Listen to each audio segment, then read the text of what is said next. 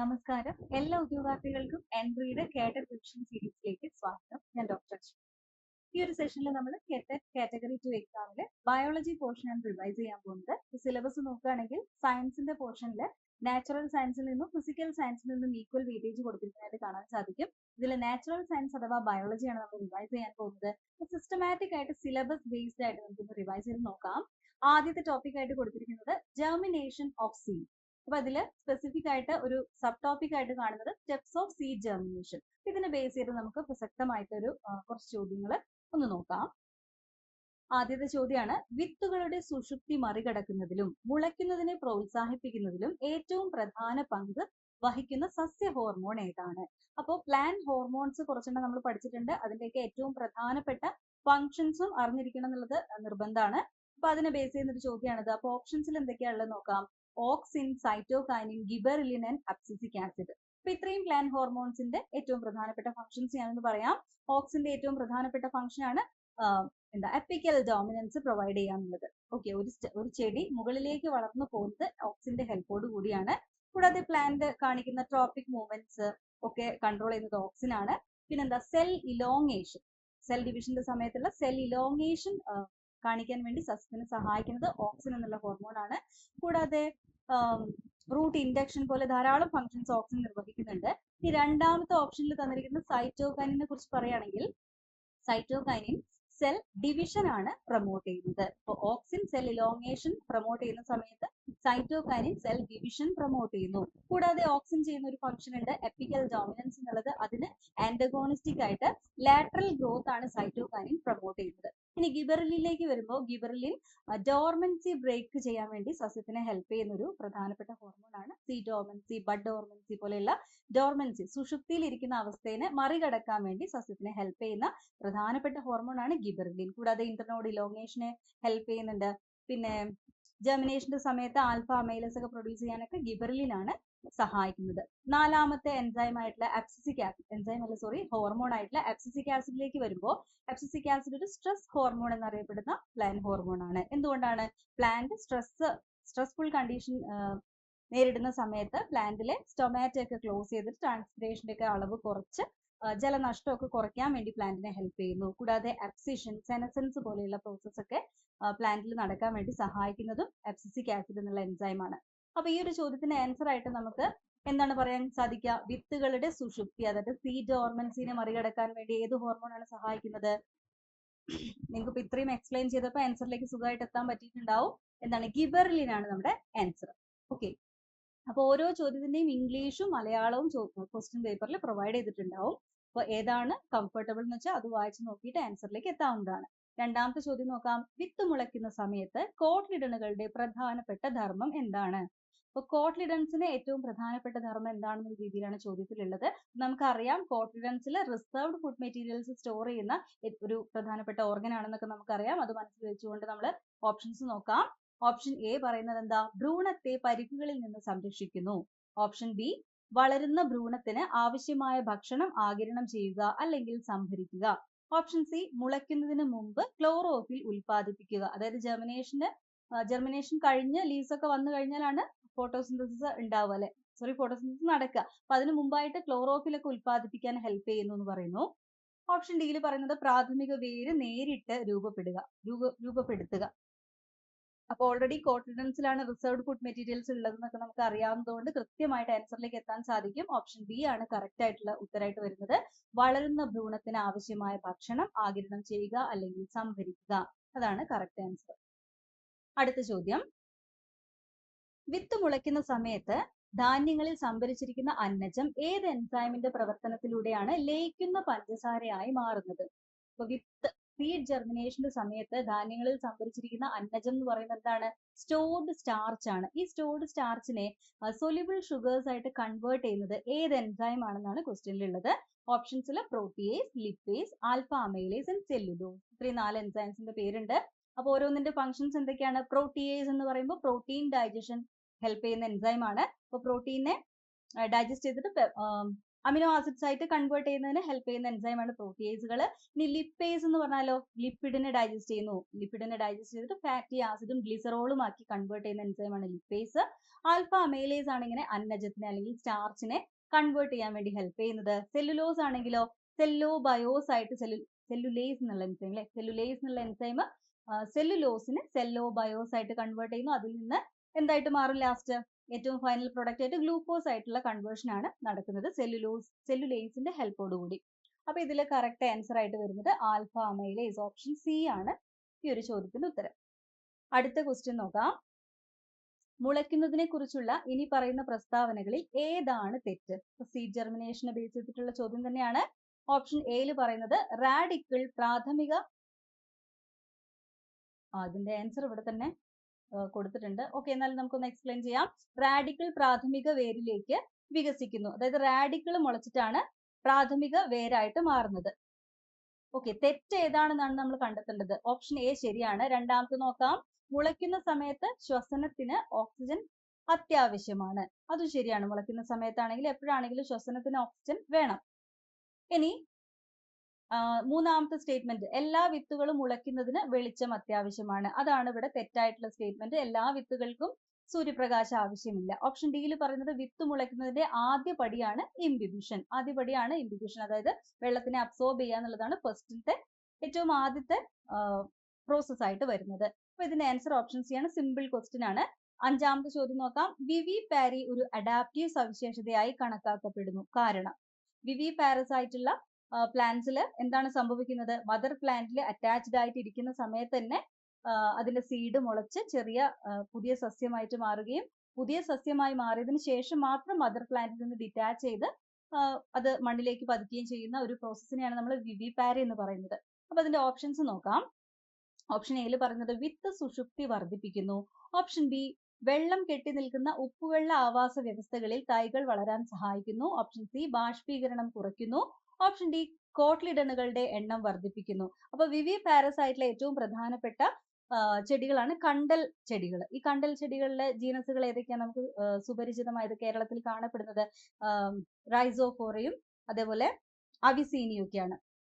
അപ്പൊ ഇതിന്റെയൊക്കെ ജീനസുകൾക്ക് വിവി പാരസ് ആയിട്ടുള്ള നേച്ചർ ഉണ്ട്. അപ്പൊ അതിൽ എന്താ സംഭവിക്കുക? പുതിയ സസ്യം മദർ പ്ലാന്റിൽ നിന്ന് തന്നെ ജെർമിനേറ്റ് ചെയ്തിട്ടാണ് ഡിറ്റാച്ച്മെന്റ് സംഭവിക്കുന്നത്. അപ്പൊ അത് എന്തിനാണ് കൂടുതൽ ഹെൽപ്പ് ചെയ്യുന്നത്? ആ ചെടിയുടെ നിലനിൽപ്പിനെ കൂടുതൽ സപ്പോർട്ട് ചെയ്യാൻ വേണ്ടി, അല്ലെ? അപ്പോ വെള്ളം കെട്ടി നിൽക്കുന്ന ഉപ്പുവെള്ള ആവാസ വ്യവസ്ഥകളിൽ തൈകൾ വളരാൻ വേണ്ടിയിട്ട് അത് സഹായിക്കുന്നു. പുതിയൊരു സ്ഥലത്തേക്ക് ഡിസ്പേഴ്സ് ചെയ്ത് പോയിട്ട് അനുയോജ്യമായൊരു ആവാസ വ്യവസ്ഥയിലേക്ക് അത് എത്തിച്ചേരാനുള്ള സാധ്യത കുറവാണ്. അപ്പോൾ ഈ ഒരു ഉപ്പുവെള്ളത്തിൽ തന്നെ അല്ലെങ്കിൽ ആ കെട്ടി നിൽക്കുന്ന വെള്ളത്തിലേക്ക് തന്നെ ഏറ്റവും അനുയോജ്യമായ ആവാസ വ്യവസ്ഥയിൽ തന്നെ പുതിയ സസ്യം എത്തിച്ചേരാൻ വേണ്ടിയിട്ടുള്ള ഈ പ്ലാന്റിന്റെ ഒരു പ്രത്യേക അഡാപ്റ്റേഷൻ ആയിട്ട് നമുക്ക് ഇതിനെ പറയാൻ സാധിക്കും. ഓപ്ഷൻ ബി ആണ് ചോദ്യത്തിന്റെ ഉത്തരം. അടുത്ത ഏരിയ ആയിട്ട് സിലബസിലുള്ളത് പ്ലാന്റ് അഡാപ്റ്റേഷൻ എന്നുള്ള ഒരു ഭാഗമാണ്. ഇതിനെ ബേസ് ചെയ്തിട്ടുള്ള കുറച്ച് പ്രസക്തമായ ചോദ്യങ്ങൾ നമുക്ക് ചെയ്തു നോക്കാം. ആറാമത്തെ ചോദ്യമാണ്, ഹൈഡ്രോഫൈറ്റുകളിൽ വായു നിറഞ്ഞ അറകൾ എന്ന് പറയുമ്പോൾ എറൻകൈമാറ്റസ് ആയിട്ടുള്ള പോർഷൻസിനെയാണ് ഉദ്ദേശിക്കുന്നത്. സാന്നിധ്യം പ്രധാനമായും എന്താണ് ചെയ്യുന്നത്? ഓപ്ഷൻ എ ട്രാൻസ്പിരേഷൻ വർദ്ധിപ്പിക്കുന്നതിന് സഹായിക്കുന്നു. ഓപ്ഷൻ ബി മെക്കാനിക്കൽ പിന്തുണ നൽകുന്നു. ഓപ്ഷൻ സി പൊങ്ങിക്കിടക്കാനും അതുപോലെ വാതക കൈമാറ്റം ചെയ്യുവാനും സഹായിക്കുന്നു. ഓപ്ഷൻ ഡി ഭക്ഷ്യ സംഭരണം ചെയ്യുന്നു. അപ്പോ എറൻകൈമാറ്റസ് ആയിട്ടുള്ള പോർഷൻസ്, വായു നിറഞ്ഞിരിക്കുന്ന അറകൾ എന്തിനു വേണ്ടിയിട്ടായിരിക്കും സ്വാഭാവികമായിട്ടും ഹെൽപ്പ് ചെയ്യുക? വെള്ളത്തിന്റെ ഉപരിതലത്തിലേക്ക് പൊങ്ങിക്കിടക്കാൻ വേണ്ടിയിട്ടും വാതക കൈമാറ്റം ചെയ്യാൻ വേണ്ടിയിട്ടും ആയിരിക്കും സഹായിക്കുക. അപ്പൊ ഓപ്ഷൻ സി ആണ് ഈ ഒരു ചോദ്യത്തിന് ആൻസർ ആയിട്ട് വരുന്നത്. അടുത്ത ചോദ്യം നോക്കാം നമുക്ക്. വരണ്ട സാഹചര്യങ്ങളിൽ CAM സസ്യങ്ങളിലെ ജലനഷ്ടം കുറയ്ക്കാൻ സഹായിക്കുന്ന പൊരുത്തപ്പെടൽ ഏതാണ്? CAM പ്ലാന്റ്സ് എന്ന് വെച്ചാൽ ക്രാസുലേഷൻ ആസിഡ് മെറ്റബോളിസം കാണിക്കുന്ന പ്ലാന്റ്സ് ആണ്. അപ്പൊ ഈ ഒരു പ്ലാന്റ്സിന്റെ പ്രധാനപ്പെട്ട സവിശേഷത ഏതാണെന്നാണ് നമ്മൾ കണ്ടെത്തേണ്ടത്. സ്റ്റൊമാറ്റ പകൽ മുഴുവൻ തുറന്നിരിക്കും. രാത്രിയിൽ സ്റ്റൊമാറ്റ തുറക്കും. വലിയ ഇന്റർസെല്ലുലാർ ഇടങ്ങളുടെ സാന്നിധ്യം, അതായത് സെൽസിന്റെ ഇടയ്ക്കുള്ള ഇന്റർസെല്ലുലാർ സ്പേസസ് ലാർജ് ആയിട്ട് കാണപ്പെടുന്ന ഒരു സിറ്റുവേഷൻ ആണെന്ന് പറയുന്നു ഓപ്ഷൻ സിയില്. ഓപ്ഷൻ ഡി പറയുന്നത് ഇലകളിൽ നേർത്ത പുറന്തൊലി. അപ്പൊ ഇതിൽ ഏറ്റവും കറക്റ്റ് ആയിട്ടുള്ള ആൻസർ എന്താണ്? CAM പ്ലാന്റ്സ് എന്ന് വെച്ചാൽ വളരെ ഡ്രൈ ആയിട്ടുള്ള ക്ലൈമറ്റിൽ വളരുന്ന ചെടികളാണ്. അപ്പോൾ അത്രയും ഡ്രൈ ആയിട്ടുള്ള ക്ലൈമറ്റിലാകുന്ന സമയത്ത് പകൽ സമയത്ത് മുഴുവൻ സ്റ്റൊമാറ്റോ തുറന്നിരിക്കുകയാണെങ്കിൽ ട്രാൻസ്പിറേഷൻ വഴി കൂടുതൽ വെള്ളം നഷ്ടപ്പെടാനുള്ള സാധ്യതയുണ്ട്. അപ്പൊ അത് പ്രിവെന്റ് ചെയ്യാൻ വേണ്ടി നൈറ്റ് ടൈമിൽ സ്റ്റൊമാറ്റോ ഓപ്പൺ ചെയ്യുകയും ഡേ ടൈമിൽ അടഞ്ഞിരിക്കുകയും ചെയ്യുന്ന ഒരു മെക്കാനിസം ആണ് ഈ പ്ലാന്റ്സ് കാണിക്കുന്നതിൽ ഏറ്റവും പ്രധാനപ്പെട്ട ഒരു മെക്കാനിസം. അപ്പൊ അതിലേക്ക് സൂചിപ്പിക്കുന്ന ഒരു ഓപ്ഷൻ ആയിട്ടുള്ള രാത്രിയിൽ സ്റ്റൊമാറ്റോ തുറക്കും എന്നുള്ളതാണ് ഈ ഒരു ചോദ്യത്തിന്റെ കറക്റ്റ് ആൻസർ ആയിട്ട് വരുന്നത്. ഓക്കെ, അടുത്ത ചോദ്യം നോക്കാം. കണ്ടൽ സസ്യങ്ങളിൽ ന്യൂമാറ്റോഫോറുകൾ പ്രധാനമായും ബന്ധപ്പെട്ടിരിക്കുന്നത്. കണ്ടൽ ചെടികളിൽ ന്യൂമാറ്റോഫോഴ്സ് എന്ന് പറഞ്ഞ റൂട്ടുകൾ ഉണ്ട്. അതിന്റെ പ്രാധാന്യം എന്താണ്? ഓപ്ഷൻ എ ഭക്ഷ്യ സംഭരണം, ഓപ്ഷൻ ബി സസ്യപ്രചരണം, ഓപ്ഷൻ സി ഓക്സിജൻ കുറവുള്ള മണ്ണിൽ ശ്വസനം, ഓപ്ഷൻ ഡി നൈട്രജൻ സ്ഥിരീകരണം. ഇപ്പൊ ന്യൂമാറ്റോഫോഴ്സ് റെസ്പിറേറ്ററി റൂട്ട്സ് എന്നും കൂടി അറിയപ്പെടുന്ന റൂട്ട്സ് ആണ്. അപ്പൊ അതിന്റെ ഫംഗ്ഷൻ എന്താണ്? ഓക്സിജൻ കുറവുള്ള മണ്ണിൽ ശ്വസനം നടത്താൻ വേണ്ടി സസ്യത്തിനെ ഹെൽപ്പ് ചെയ്യുന്നു. ഓപ്ഷൻ സി ആണ് 8ാമത്തെ ചോദ്യത്തിന്റെ ഉത്തരം. 9ാമത്തെ ചോദ്യം നോക്കാം. താഴെ പറയുന്നവയിൽ ഏതാണ് ശരിയായി പൊരുത്തപ്പെടുന്നത്? ഓപ്ഷൻ എ ഹൈഡ്രോഫൈറ്റ് കട്ടിയുള്ള മെഴുകു പോലുള്ള പുറന്തൊലി, ഓപ്ഷൻ ബി സീറോഫൈറ്റ് ഫില്ലോക്ലാഡ് പ്രകാശ സംശ്ലേഷണം, ഓപ്ഷൻ സി മീസോഫൈറ്റ് ന്യൂമാറ്റോഫോറുകൾ ഉണ്ട്, ഓപ്ഷൻ ഡി ഹാലോഫൈറ്റ് പൊങ്ങിക്കിടക്കുന്ന ഇലകളിൽ സ്റ്റൊമാറ്റ ഇല്ല. അപ്പൊ ഓരോരോ ഓപ്ഷൻസിലും എന്താണ് ചോദ്യത്തിൽ എന്താ ചോദിച്ചിരിക്കുന്നത്? താഴെ പറയുന്നതിൽ ശരിയായി പൊരുത്തപ്പെട്ടത് ഏതാണെന്നാണ് ചോദിക്കുന്നത്. അപ്പോൾ 3 തെറ്റായിട്ടായിരിക്കും മാച്ച് ചെയ്തിട്ടുണ്ടാവുക, 1 മാത്രമാണ് കറക്റ്റ്ലി മാച്ച് ചെയ്തിട്ടുള്ളത്. അതിനെയാണ് നമ്മൾ കണ്ടെത്തേണ്ടത്. ഇപ്പൊ ഹൈഡ്രോഫൈറ്റ് എന്ന് വെച്ചാൽ എന്താണ്? ഹൈഡ്രോഫൈറ്റ് എന്ന് വെച്ചാൽ ജലസസ്യങ്ങളാണ്. ജലസസ്യങ്ങൾക്ക് കട്ടിയുള്ള മെഴുകു പോലുള്ള പുറന്തൊലി കാണപ്പെടുന്നില്ല. അപ്പൊ അത് തെറ്റാണ്. സീറോഫൈറ്റിന് ഫില്ലോക്ലാഡ് പ്രകാശ സംശ്ലേഷണം, അത് ശരിയാണല്ലോ. സീറോഫൈറ്റുകളിലാണ് ഫില്ലോക്ലാഡ് എന്നുള്ള മോഡിഫിക്കേഷൻ കാണുന്നത്. ഈ ഒരു മോഡിഫിക്കേഷൻ പ്രകാശ സംശ്ലേഷണത്തിനാണ് സഹായിക്കുന്നത്. ഒപ്പൻഷ്യ എന്നുള്ള പ്ലാന്റ്, കള്ളിമുൾ ചെടിയിലെ ആണ് ഈ ഒരു ഫില്ലോക്ലാഡ് മോഡിഫിക്കേഷൻ നമ്മൾ ടിപ്പിക്കൽ എക്സാമ്പിൾ ആയിട്ട് എപ്പോഴും പഠിക്കുന്നത്. അപ്പോൾ ഫില്ലോക്ലാഡ് മോഡിഫിക്കേഷനിൽ എന്തൊക്കെയാണ് കാണുന്നത്? ലീഫ് മോഡിഫൈ ചെയ്ത് സ്പൈൻസ് ആയിട്ട് മാറിയിട്ടുണ്ട്. അതേസമയം അതിന്റെ സ്റ്റെം മോഡിഫൈ ചെയ്തിട്ട് fleshy flattened green coloured photosynthetic പാർട്ടായിട്ട് മോഡിഫൈ ചെയ്തിട്ടുണ്ട്. അപ്പോൾ ബി ഓപ്ഷൻ ആണ് ഇവിടെ കറക്റ്റ് ആയിട്ട് മാച്ച് ചെയ്തിരിക്കുന്നത്. 4ാമത്തെ നോക്കാം. മീസോഫൈറ്റ് ന്യൂമാറ്റോഫോറുകൾ എന്ന് പറയുന്നു. ന്യൂമാറ്റോഫോറുകൾ ഉള്ളത് ശരിക്കും ഹാലോഫൈറ്റുകൾക്കാണ്. അതായത് കണ്ടൽ ചെടികൾ ഹാലോഫൈറ്റ് എന്നുള്ള വിഭാഗത്തിൽ ഉൾപ്പെടുന്നു. അവയ്ക്കാണ് ന്യൂമാറ്റോഫോറുകൾ ഉള്ളത്. ഓക്കെ, അപ്പോൾ എല്ലാതും മനസ്സിലായല്ലോ. 3 തെറ്റും 1 മാത്രം ശരിയായിട്ടുള്ളത് നമ്മൾ കണ്ടെത്തി. അടുത്ത ചോദ്യത്തിലേക്ക് പോവാം. കൂടുതൽ എക്സ്പ്ലെയിൻ ചെയ്തു തന്നാൽ നമുക്ക് ഒരുപാട് ചോദ്യങ്ങൾ ഡിസ്കസ് ചെയ്യാനുള്ള സമയം കിട്ടില്ല. അടുത്ത ചോദ്യത്തിലേക്ക് പോവാണ്. ഹൈഡ്രോഫൈറ്റിൽ കാണപ്പെടാൻ ഏറ്റവും കുറവ് സാധ്യതയുള്ള സ്വഭാവ സവിശേഷത ഏതാണ്? ഹൈഡ്രോഫൈറ്റുകളിൽ കാണപ്പെടാൻ ഏറ്റവും കുറവ് സാധ്യതയുള്ള സ്വഭാവ സവിശേഷത, അതായത് 3 സവിശേഷതകൾ ഹൈഡ്രോഫൈറ്റിൽ കാണപ്പെടുന്നതായിരിക്കും. ഒന്നാണ് തീരെയും കാണപ്പെടാൻ സാധ്യത ഇല്ലാത്തത് ഈ കൂട്ടത്തിൽ ഉണ്ടായിരിക്കുക. അപ്പൊ 4 ഓപ്ഷൻസും വായിച്ചു നോക്കാം. ആദ്യത്തേത് മോശമായി വികസിച്ച വാസ്കുലാർ ടിഷ്യൂ. ഓക്കെ. രണ്ടാമത്തത് നേർത്തതോ ഇല്ലാത്തതോ ആയ ക്യൂട്ടിക്കിൾ. 3ാമത്തത് നന്നായി വികസിച്ച മെക്കാനിക്കൽ ടിഷ്യൂ. 4ാമത്തത് സ്റ്റൊമാറ്റയുടെ അഭാവം. അപ്പോൾ ഹൈഡ്രോഫൈറ്റുകളിൽ കാണപ്പെടാൻ ഏറ്റവും സാധ്യത കുറവ് എന്ന് പറയുമ്പോൾ ഹൈഡ്രോഫൈറ്റുകളിൽ ഇല്ലാത്ത ഒരു സവിശേഷതയാണ് നമ്മൾ ഈ കൂട്ടത്തിൽ നിന്ന് കണ്ടെത്തേണ്ടത്. ഓരോന്നും നോക്കാം. മോശമായി വികസിച്ച വാസ്കുലാർ ടിഷ്യൂ എന്ന് പറയുമ്പോൾ വെൽ ഡെവലപ്ഡ് വാസ്കുലാർ ടിഷ്യൂസ് എങ്ങനെയുള്ള പ്ലാന്റ്സിന് ഉണ്ടാവുക? കരയിൽ ജീവിക്കുന്ന സസ്യങ്ങൾക്ക് ഉണ്ടാവുക. വെള്ളത്തിൽ ജീവിക്കുന്ന ചെടികൾക്ക് ഓൾറെഡി വാട്ടർ ഇഷ്ടംപോലെ അവൈലബിൾ ആണ്. അപ്പൊ പിന്നെ ഹൈലി എഫിഷ്യന്റ് ആയിട്ടുള്ള ഒരു വാട്ടർ കണ്ടക്ടിങ് സിസ്റ്റത്തിന്റെ ആവശ്യമില്ല. അപ്പൊ മോശമായി വികസിച്ച വാസ്കുലാർ ടിഷ്യൂ തന്നെ ആയിരിക്കും അതിൽ ഉണ്ടായിരിക്കുക. അടുത്തതോ നേർത്തതോ ഇല്ലാത്തതോ ആയ ക്യൂട്ടിക്കിൾ എന്ന് പറയുമ്പോൾ വാട്ടർ ലോസ് പ്രിവെന്റ് ചെയ്യാൻ വേണ്ടിയിട്ടാണ് ക്യൂട്ടിക്കിൾ പ്ലാന്റ്സിനെ സപ്പോർട്ട് ചെയ്യുന്നത്. അപ്പോൾ ക്യൂട്ടിക്കിൾ ഒന്നെങ്കിൽ ഇല്ലാതിരിക്കുക അല്ലെങ്കിൽ വളരെ നേർത്തായിട്ടോ കാണപ്പെടുകയോ ചെയ്യുന്നത് അക്വാട്ടിക് ആയിട്ടുള്ള ഹൈഡ്രോഫൈറ്റുകളുടെ ഒരു സവിശേഷത തന്നെയാണ്. അപ്പൊ ഇതുമല്ല. അടുത്ത നോക്കാം. നന്നായി വികസിച്ച മെക്കാനിക്കൽ ടിഷ്യൂ. അപ്പൊ ഇതാണ് ഹൈഡ്രോഫൈറ്റുകളിൽ തീരെയും കാണപ്പെടാത്ത ഒരു സവിശേഷത. ഓക്കെ, ഹൈഡ്രോഫൈറ്റുകളിൽ തീരെ കാണപ്പെടാത്ത ഒരു സവിശേഷതയാണ് മെക്കാനിക്കൽ ടിഷ്യൂവിന്റെ പ്രസൻസ് എന്നുള്ളത്. സ്റ്റൊമാറ്റയുടെ അഭാവവും ഹൈഡ്രോഫൈറ്റുകളുടെ ഒരു സാധാരണ സവിശേഷതയാണ്. സാധാരണ നമ്മുടെ ഹൈഡ്രോഫൈറ്റുകൾ എന്ന് പറയുമ്പോൾ ആൽഗേന്റെ ഒക്കെ ബോഡി ഓർമ്മിച്ചാൽ മതി. അതിലൊക്കെ മെക്കാനിക്കൽ ടിഷ്യൂവിന്റെ അളവ് തീരെയും കുറവായിരിക്കും. തിൻവോൾഡ് ആയിട്ടുള്ള ഡെലിക്കേറ്റ് ആയിട്ടുള്ള പാരന്റോമാറ്റസ് ടിഷ്യൂസ് ആണ് ഏറ്റവും കൂടുതലായിട്ട് ഹൈഡ്രോഫൈറ്റുകളുടെ ബോഡിയിൽ കാണപ്പെടുന്നത്. അപ്പൊ ആൻസർ എന്താ? ഓപ്ഷൻ സി ആണ് വരുന്നത്. അടുത്ത ഏരിയ ആണ് പെസ്റ്റ് കൺട്രോൾ. ഇതിൽ chemical and biological pest control എന്നുള്ള ഏരിയ ഒക്കെ കടന്നു വരുന്നുണ്ട്. കുറെ അധികം കാര്യങ്ങൾ പഠിക്കാനുള്ള ഭാഗമാണ്. പ്രസക്തമായ കുറച്ച് ചോദ്യങ്ങൾ നമുക്ക് നോക്കാം. താഴെ പറയുന്നവയിൽ ഏതാണ് ശരിയായി പൊരുത്തപ്പെടുന്നത്? താഴെ പറയുന്നതിൽ ഏതാണ് ശരിയായി പൊരുത്തപ്പെട്ടിരിക്കുന്നതെന്നാണ് ചോദിച്ചിരിക്കുന്നത്. അപ്പോൾ 3 എണ്ണം തെറ്റായിരിക്കും, 1 മാത്രമായിരിക്കും ഇതിൽ ശരിയായിട്ട് വരുന്നത്. നോക്കാം നമുക്ക്. ബോർഡോക്സ് മിക്സ്ചർ ഹെർബിസൈഡ് എന്ന് പറയുന്നു. ആദ്യത്തെ ഓപ്ഷനിൽ ബോർഡോക്സ് മിക്സ്ചർ ഹെർബിസൈഡ് എന്നാണ് പറയുന്നത്. രണ്ടാമത്തത് 2,4-D ഫംഗിസൈഡ്. നാലാമത്തത് റോഡന്റിസൈഡ് കൺട്രോൾ നിമാറ്റോഡ്സ്.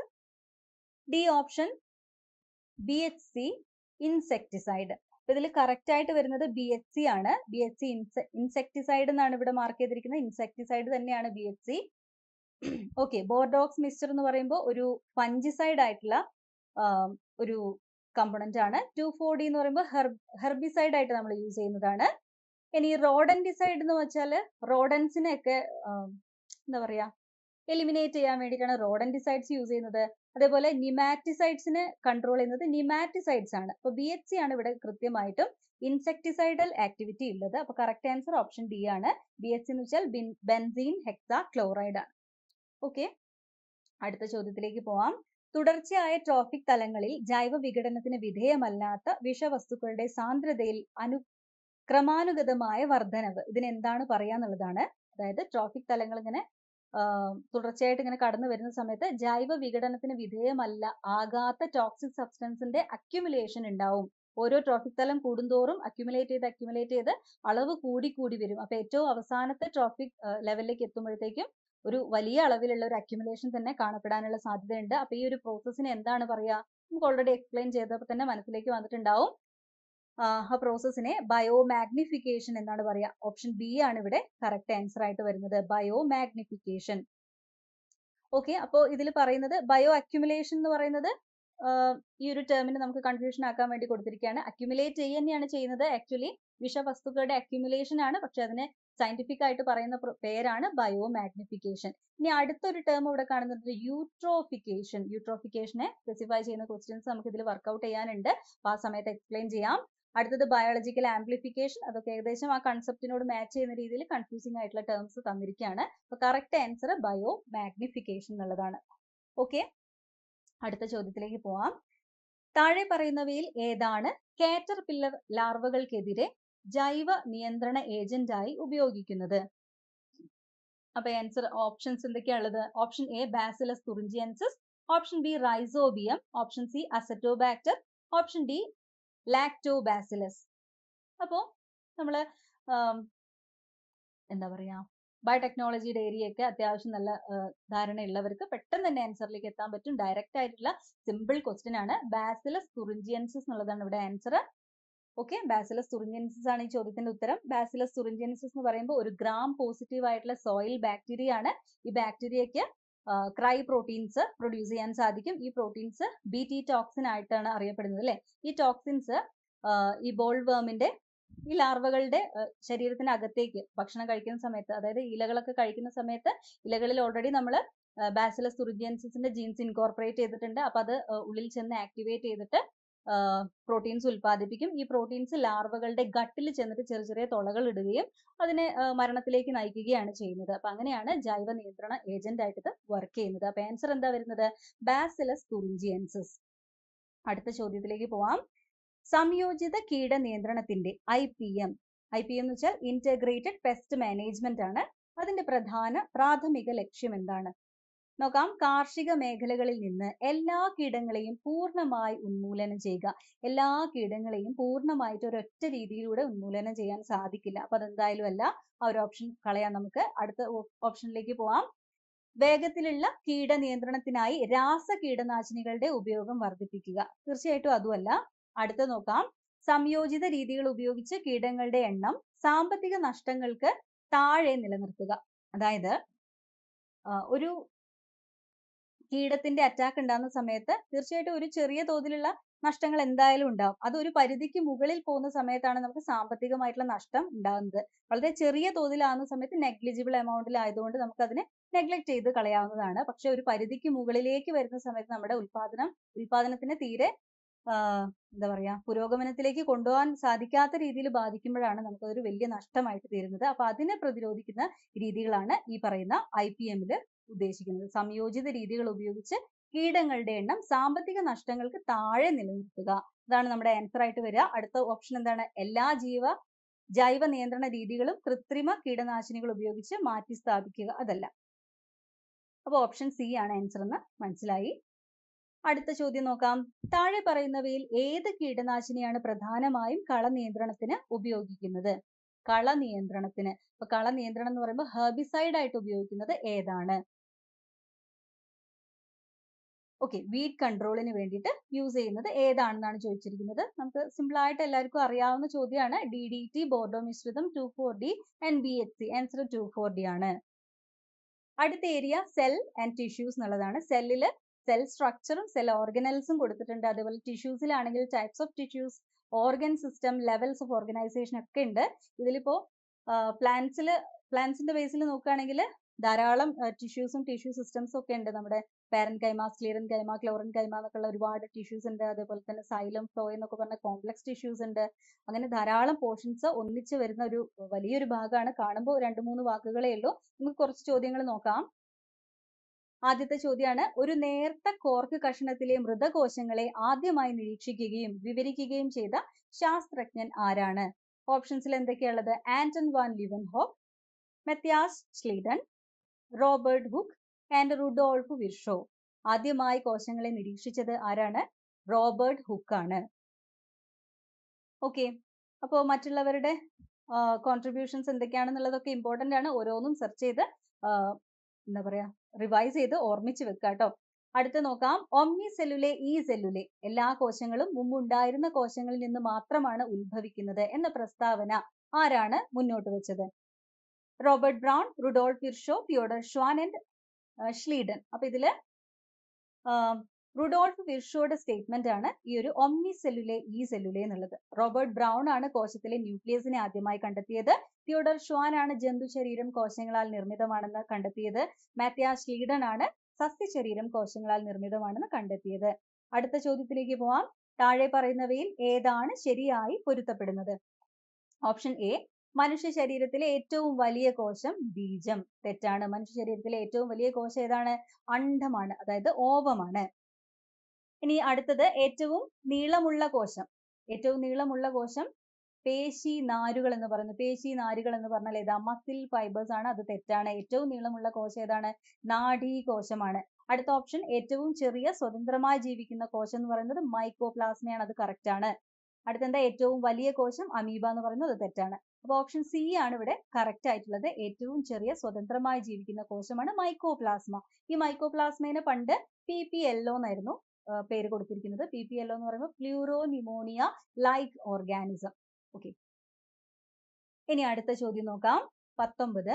കോശ സിദ്ധാന്തം അതിന്റെ യഥാർത്ഥ രൂപത്തിൽ സംയുക്തമായി മുന്നോട്ട് വെച്ചത്.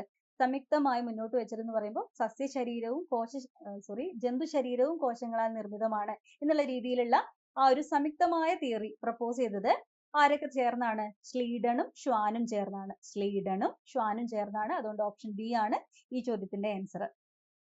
അടുത്ത ചോദ്യത്തിലേക്ക് പോവാം. കോശത്തിലെ ജീവനുള്ള ഉള്ളടക്കത്തെ സൂചിപ്പിക്കാൻ പ്രോട്ടോപ്ലാസം എന്ന പദം ആരാണ് ഉപയോഗിച്ചത്? കോശത്തിലെ ജീവനുള്ള കോശത്തിലെ ജീവനുള്ള ഘടകങ്ങളെ പ്രോട്ടോപ്ലാസം എന്ന് വിളിച്ചത്, ഈ ഓപ്ഷൻസിൽ നോക്കാം നമുക്ക്. റോബർട്ട് ബ്രൗൺ ആണെങ്കിൽ ന്യൂക്ലിയസിനെ കണ്ടെത്തിയ സയന്റിസ്റ്റ് ആണ്. JE പർക്കിൻസ് ആണ് പ്രോട്ടോപ്ലാസം എന്നുള്ള ടേം കോയിൻ ചെയ്തത്. ഇനി ആന്റൺ വാൻ ലിവൻഹോക്ക്. ലിവൻഹോക്കിന്റെ കോൺട്രിബ്യൂഷൻ എന്തായിരുന്നു? ആന്റൺ വാൻ ലിവൻഹോക്ക് എന്ന് പറയുമ്പോൾ ഫാദർ ഓഫ് മൈക്രോബയോളജി ആണ്. അദ്ദേഹമാണ് ആദ്യമായിട്ട് മൈക്രോ ഓർഗാനിസംസ് ആയിട്ടുള്ള ബാക്ടീരിയനെയും പ്രോട്ടോസോയിനെയും ഒക്കെ ആദ്യമായിട്ട് ഒബ്സർവ് ചെയ്തത്. ഈ മൈക്രോ ഓർഗാനിസംസിന് അദ്ദേഹം അനിമൽ ക്യൂൾസ് എന്നുള്ളൊരു പേരും കൂടി നൽകിയിട്ടുണ്ട്. അതാരാണ്? ആന്റൺ വാൻ ലിവൻഹോക്കിന്റെ കോൺട്രിബ്യൂഷൻ ആണ് നമ്മൾ പറഞ്ഞത്. ഇനി കാമലിയോ ഗോൾജി എന്നുള്ള സയന്റിസ്റ്റ് ആണ് സെല്ലിലെ ഗോൾജി അപ്പാരറ്റസ് എന്നുള്ള ഓർഗനൽ കണ്ടെത്തിയത്. അപ്പൊ ഈ ഒരു ചോദ്യത്തിന്റെ ആൻസർ JE പർക്കിൻസ്, ഓപ്ഷൻ ബി. അടുത്ത ഏരിയ എന്ന് പറയുന്നത് പൊല്യൂഷൻ. പൊല്യൂഷൻ എന്നുള്ള ഭാഗത്തു നിന്നും ധാരാളം ചോദ്യങ്ങൾ വരാനുള്ള സ്കോപ്പ് ഉണ്ട്. ഡിഫറെന്റ് ടൈപ്സ് ഓഫ് പൊല്യൂഷൻ ഉണ്ട് പഠിക്കാൻ. അതേപോലെ biodegradable and non biodegradable pollutants, അതേപോലെ പ്ലാസ്റ്റിക് വേസ്റ്റ്, ഇങ്ങനെയൊക്കെയുള്ള ഏരിയകളാണ് പ്രത്യേകം ശ്രദ്ധിച്ച് പഠിക്കേണ്ടത്. കുറച്ച് ചോദ്യങ്ങൾ നോക്കാം നമുക്ക്. താഴെ പറയുന്നവയിൽ ഏത് വായു മലിനീകരണ വസ്തുവാണ് ഹീമോഗ്ലോബിനുമായി ഏറ്റവും കൂടുതൽ അടുപ്പം കാണിക്കുന്നത്? അതുവഴി രക്തത്തിന്റെ ഓക്സിജൻ വഹിക്കാനുള്ള ശേഷി കുറയുകയും ചെയ്യുന്നുണ്ട്. അപ്പോൾ ഓപ്ഷൻസ് നോക്കാം. Sulphur dioxide, carbon monoxide, carbon dioxide, nitrogen dioxide. ഇതിൽ കാർബൺ സംയുക്തമാണെന്നുള്ളൊരു ധാരണ ഉണ്ടെങ്കിൽ നമുക്ക് ഓപ്ഷൻ എയും ഡിയും അപ്പൊ തന്നെ എലിമിനേറ്റ് ചെയ്യാം. ഇനി ബാക്കിയുള്ളത് ഏതൊക്കെയാ? കാർബൺ മോണോക്സൈഡും കാർബൺ ഡയോക്സൈഡും. ഈ ചോദ്യത്തിന്റെ ആൻസർ കാർബൺ മോണോക്സൈഡ് ആണ്. കാർബൺ മോണോക്സൈഡിന് കാർബൺ ഡയോക്സൈഡിനേക്കാളും 200 അല്ലെങ്കിൽ 250ഓളം മടങ്ങ് അധികം എഫിനിറ്റി ഉണ്ട് ഹീമോഗ്ലോബിനുമായിട്ട്. അപ്പൊ ഹീമോഗ്ലോബിനായിട്ട് കാർബൺ മോണോക്സൈഡ് കമ്പൈൻ ചെയ്യുന്ന സമയത്ത് എന്താ പറയാ, അതില് ഒരു ഹീമോഗ്ലോബിനില് 4 മോളിക്യൂൾസ് ഓഫ് ഓക്സിജനെ ക്യാരി ചെയ്യാൻ സാധിക്കും. അപ്പൊ ഈ കാർബൺ മോണോക്സൈഡ് കയറി ഇരുന്ന് കഴിഞ്ഞാൽ ഓൾറെഡി ബൈൻഡ് ചെയ്തിരിക്കുന്ന ഓക്സിജന് പോലും ടിഷ്യൂസിലേക്ക് ഡെലിവർ ചെയ്യാൻ സാധിക്കാത്ത രീതിയിൽ ഓക്സിജൻ ഡെഫിഷ്യൻസി ക്രിയേറ്റ് ചെയ്യും. അങ്ങനെയാണ് കാർബൺ മോണോക്സൈഡ് പോയിസണിങ് ഉണ്ടാകുന്നത്. ഓക്കെ, 22ാമത്തെ ചോദ്യം നോക്കാം. ഒരു ജലാശയത്തിൽ ആൽഗകൾ നിറയുകയും തുടർന്ന് ലയിച്ച ഓക്സിജന്റെ അളവ് കുറയുകയും ചെയ്യുന്നതിനെയാണ്.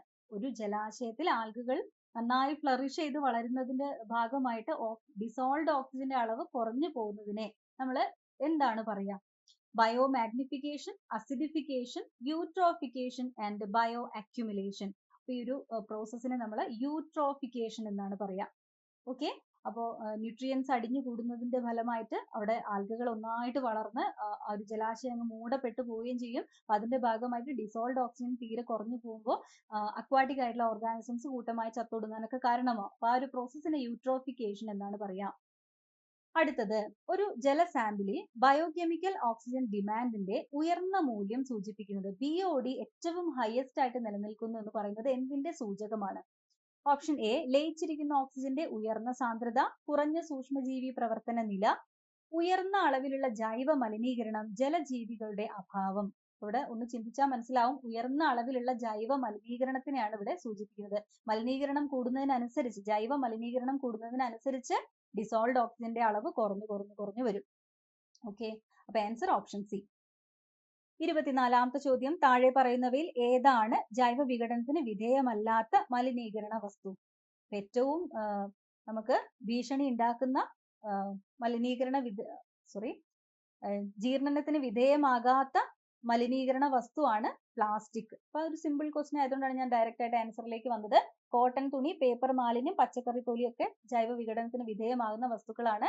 പ്ലാസ്റ്റിക് ആണ് ഇവിടെ മലിനീകരണ വസ്തുവായിട്ട് മണ്ണിൽ അവശേഷിക്കുന്നത്. അപ്പൊ ആൻസർ ഓപ്ഷൻ സി. 25ാമത്തെ ചോദ്യം, ഓസോൺ ശോഷണത്തിന് കാരണമാകുന്ന വസ്തുക്കൾ ഘട്ടം ഘട്ടമായി ഇല്ലാതാക്കുന്നതിനുള്ള പ്രത്യേകമായി അംഗീകരിച്ച അന്താരാഷ്ട്ര കരാർ. ഓസോൺ ശോഷണത്തിന് കാരണമാകുന്ന ധാരാളം വസ്തുക്കളുണ്ട്. ഒറ്റയടിക്ക് ഈ വസ്തുക്കളൊക്കെ ഉപയോഗം നിർത്താനൊന്നും നമുക്ക് തീരുമാനം എടുത്തിട്ട് കാര്യമില്ല, എഫിഷ്യന്റ് ആയിട്ട് അത് ചെയ്യാൻ സാധിക്കില്ല. അപ്പൊ ഘട്ടം ഘട്ടമായിട്ട് ഇതിന്റെയൊക്കെ ഉൽപാദനം, ഉപയോഗം കുറച്ച് കൊണ്ടുവരാനാണ് സാധിക്കുക. അപ്പൊ അത്തരത്തിലുള്ള നിയമങ്ങൾ അടങ്ങിയിട്ടുള്ള ഒരു നിയമ സംഹിതകൾ അടങ്ങിയിട്ടുള്ള പ്രോട്ടോകോൾ ഈ കൂട്ടത്തിൽ ഏതാണ്? Kyoto protocol, Ramsar convention, Montreal protocol and Paris convention. അപ്പൊ ആൻസർ മോൺട്രിയൽ പ്രോട്ടോകോൾ ആണ്. മോൺട്രിയൽ പ്രോട്ടോകോളിലാണ് ഓസോൺ ഡിപ്ലീഷന് കാരണമാകുന്ന സബ്സ്റ്റൻസുകളുടെ ഉപയോഗങ്ങൾ കുറച്ചു കൊണ്ടുവരണം, ഘട്ടം ഘട്ടമായി കുറച്ചു കൊണ്ടുവരണം എന്ന് പറഞ്ഞത്. ക്യോട്ടോ പ്രോട്ടോകോളിൽ പറഞ്ഞത് ഗ്രീൻ ഹൗസ് ഗ്യാസസിന്റെ അളവ് കുറച്ചു കൊണ്ടുവരണം എന്നാണ് പറഞ്ഞത്. റാംസർ കൺവെൻഷൻ ആണെങ്കിൽ വെറ്റ്ലാൻഡ് കൺസർവേഷനെ കുറിച്ചാണ് പ്രതിപാദിച്ചത്. പാരീസ് കരാറിലാണെങ്കിൽ ഗ്ലോബൽ വാർമിങ്ങിനെ കുറിച്ചായിരുന്നു സംസാരിച്ചത്. അപ്പൊ ഇങ്ങനെ പ്രധാനപ്പെട്ട ഒരു ഒറ്റ വാക്കില് ഒന്ന് ഓർത്തിരിക്കാൻ പറ്റിയ രീതിയിൽ ഏറ്റവും പ്രധാനപ്പെട്ട പ്രോട്ടോകോളുകളെ കുറിച്ചും അതുപോലെ കൺവെൻഷൻസിനെ കുറിച്ചും ഒക്കെ ഒന്ന് മനസ്സിലാക്കിയിരിക്കുക. ഏത് രാജ്യത്താണ് ഇത് നടന്നത് എന്നുള്ള കാര്യങ്ങളൊക്കെ പ്രധാനമാണ്. അതൊക്കെ നിങ്ങൾ പെട്ടെന്ന് റിവൈസ് ചെയ്ത് ഓർത്തെടുത്തോളാം. അടുത്ത ചോദ്യം വരുന്നതിന് കാർഡിയോ വാസ്കുലാർ സിസ്റ്റംസ് എന്നുള്ള ഏരിയയിൽ നിന്നാണ്. ഇവിടെ ഹാർട്ട്, ബ്ലഡ്, ലിംഫ്, അതേപോലെ arteries, veins, capillaries, cardio vascular diseases, ഈ ഭാഗത്തൊക്കെ ചോദ്യങ്ങൾ വരാനുള്ള സാധ്യത ഉണ്ട്. നമുക്ക് പ്രസക്തമായ കുറച്ച് ചോദ്യങ്ങൾ നോക്കാം. ആദ്യത്തെ ചോദ്യം, ശ്വാസകോശത്തിൽ നിന്ന് ഹൃദയത്തിലേക്ക് ഓക്സിജൻ അടങ്ങിയ രക്തം കൊണ്ടുപോകുന്ന രക്തക്കുഴലുകൾ ഏതാണ്? ശ്വാസകോശത്തിൽ നിന്ന് ഹൃദയത്തിലേക്ക്. അപ്പൊ ആദ്യം ശ്വാസകോശത്തിലേക്ക് പ്യൂരിഫിക്കേഷന് വേണ്ടി പോയിട്ടുണ്ട്. അവിടുന്ന് പ്യൂരിഫൈഡ് ആയിട്ടുള്ള രക്തത്തിനെയാണ്, ഓക്സിജനേറ്റഡ് ആയിട്ടുള്ള രക്തത്തിനെ തിരിച്ച് എവിടേക്ക് കൊണ്ടുവരികയാണ്? ഹൃദയത്തിലേക്ക് കൊണ്ടുവരികയാണ്. എന്തിനു വേണ്ടിയിട്ടാ? മറ്റ് ശരീരഭാഗങ്ങളിലേക്ക് പമ്പ് ചെയ്യാൻ വേണ്ടി. അപ്പോ ഹൃദയത്തിലേക്ക് റിട്ടേൺ കൊണ്ടുവരുന്നത് ആ രക്തക്കുഴലിന്റെ പേരാണ് ചോദിച്ചിരിക്കുന്നത്. അപ്പൊ പൾമണറി ആർട്ടറി ഉണ്ട്, പൾമണറി വെയിനും ഉണ്ട്. പൾമണറി ആർട്ടറി ആണ് ശ്വാസകോശത്തിലേക്ക് ഡിയോക്സിജനേറ്റഡ് ബ്ലഡിനെ ക്യാരി ചെയ്ത് കൊണ്ടുപോയത്. അവിടെ വെച്ച് പ്യൂരിഫൈഡ് ആയിട്ടുള്ള ഓക്സിജനേറ്റഡ് ബ്ലഡിനെ തിരിച്ച് ഹൃദയത്തിലേക്ക് കൊണ്ടുവരുന്നത് പൾമണറി വെയിൻസ് ആണ്. പൾമണറി വെയിൻസ് എന്ന് പറയുമ്പോൾ എന്താ? പൾമണറി സിര. ഓപ്ഷൻ സി ആണ് ഇവിടെ കറക്റ്റ് ആൻസർ. ബാക്കി കുറച്ചുകൂടി വെസൽസിന്റെ പേരൊക്കെ ഇവിടെ ഉണ്ട്. ബ്ലഡ് വെസൽസിന്റെ പേരുണ്ട്: അയോട്ട, പൾമണറി ആർട്ടറി, പൾമണറി സിര, സുപ്പീരിയർ വിന കാവ. ഇത്രയും എണ്ണത്തിന്റെ പേരാണ് ഇവിടെ തന്നിരിക്കുന്നത്. അപ്പൊ നമ്മൾ ഹൃദയത്തിന്റെ സ്ട്രക്ചർ ഒന്ന് പെട്ടെന്ന് ഞാനൊന്ന് പറഞ്ഞു പോവാം. 4 അറകളാണ് ഹൃദയത്തിനുള്ളത്. അപ്പൊ ഹൃദയത്തിനെ ഘർഷണത്തിൽ നിന്ന് സംരക്ഷിക്കുന്ന ഒരു പെരികാർഡിയൽ ദ്രവത്തിന്റെ കാര്യമൊക്കെ ഈ സമയത്തൊന്ന് ഓർക്കുക. ഒരുപാട് കാര്യങ്ങൾ ഓർക്കാനുണ്ട്. SA നോഡിന്റെ കാര്യം ഓർക്കാനുണ്ട്, പെരികാർഡിയൽ ദ്രവം ഓർക്കുക, അതേപോലെ ട്രൈകസ്പിഡ് വാൽവും ബൈകസ്പിഡ് വാൽവും ഓർക്കുക. അങ്ങനെ കുറെ കാര്യങ്ങളുണ്ട്. അതൊക്കെ പെട്ടെന്നൊന്ന് റിവൈസ് ചെയ്തോളാം. ഞാൻ ഈ ഒരു ബ്ലഡ് വെസൽസിന്റെ കാര്യം ഒന്ന് പെട്ടെന്നൊന്ന് ഓർമ്മിപ്പിക്കാം. 4 അറകളാണ് ഹൃദയത്തിനുള്ളത്. മുകളിലുള്ള അറകളെ നമ്മൾ ഏട്രിയം അല്ലെങ്കിൽ ഓറിക്കിൾ എന്ന് പറയുന്നു. താഴെയാണ് വെൻട്രിക്കിൾസ് ഉള്ളത്. അതില് എന്താ പറയാ, നമ്മുടെ ശ്വാസകോശത്തിലേക്ക്, പൾമണറി പര്യനത്തിന്റെ ഭാഗമായിട്ട് ശ്വാസകോശത്തിലേക്ക് രക്തം പ്യൂരിഫിക്കേഷന് വേണ്ടി കൊടുത്തയക്കുന്ന ഒരു പ്രധാനപ്പെട്ട ബ്ലഡ് വെസൽ ഉണ്ട്. അത് ആരംഭിക്കുന്നത് റൈറ്റ് വെൻട്രിക്കിളിൽ നിന്നാണ്. റൈറ്റ് വെൻട്രിക്കിളിൽ നിന്ന് ആരംഭിച്ച പൾമണറി ആർട്ടറിയാണ് ശ്വാസകോശത്തിലേക്ക് പ്യൂരിഫിക്കേഷന് വേണ്ടി ഡിയോക്സിനേറ്റഡ് ബ്ലഡിനെ കൊണ്ടുപോകുന്നത്. അവിടെ വെച്ച് പ്യൂരിഫിക്കേഷൻ കഴിഞ്ഞ ഓക്സിനേറ്റഡ് ബ്ലഡിനെ ക്യാരി ചെയ്ത് നമ്മുടെ ലെഫ്റ്റ് ഓറിക്കിളിലേക്ക് കൊണ്ടുവരുന്നത് പൾമണറി വെയിൻസ് ആണ്. ഓക്കെ, അപ്പൊ ഈ ആർട്ടറിയും ഈ ഒരു വെയിനും ആണ് ഒരു പ്രത്യേക സവിശേഷതയുള്ളത്. ബോഡിയിലെ സാധാരണ എല്ലാ ആർട്ടറീസും ഓക്സിജനേറ്റഡ് ബ്ലഡിനെയാണ് ക്യാരി ചെയ്യുന്നത്. പക്ഷെ പൾമണറി ആർട്ടറി മാത്രമാണ് ഡിയോക്സിനേറ്റഡ് ബ്ലഡിനെ ക്യാരി ചെയ്യുന്നത്. അതേപോലെ പൾമണറി വെയിൻസ് മാത്രമാണ് ഓക്സിജനേറ്റഡ് ബ്ലഡിനെ ക്യാരി ചെയ്യുന്നത്. ഓക്കെ, മറ്റെല്ലാ വെയിൻസും ഡിയോക്സിനേറ്റഡ് ആയിട്ടുള്ള ബ്ലഡിനെയാണ് ക്യാരി ചെയ്യുന്നത്. ഓക്കെ, അപ്പൊ അങ്ങനെ റൈറ്റ് വെൻട്രിക്കിളിൽ നിന്ന് പോയിട്ട് ശുദ്ധമായ രക്തം ഇപ്പൊ എത്തിച്ചേർന്നിരിക്കുന്ന എവിടെയാണ്? ലെഫ്റ്റ് ഓറിക്കിളിലാണ്. ലെഫ്റ്റ് ഓറിക്കിളിന്റെ തൊട്ട് താഴെ ബൈകസ്പിഡ് വാൽവിന്റെ തൊട്ട് താഴെയായിട്ട് ലെഫ്റ്റ് വെൻട്രിക്കിൾ ഉണ്ട്. ലെഫ്റ്റ് വെൻട്രിക്കിളിലേക്ക് ഈ ഒരു ശുദ്ധമായ രക്തം എത്തപ്പെടുന്നു. ഇവിടെ നിന്ന് മഹാധമനി വഴി, മഹാധമനി എന്ന് പറയുമ്പോൾ അയോട്ട വഴിയാണ് ശരീരത്തിന്റെ വിവിധ ഭാഗങ്ങളിലേക്ക് രക്തം സംക്രമണം ചെയ്യപ്പെടുന്നത്.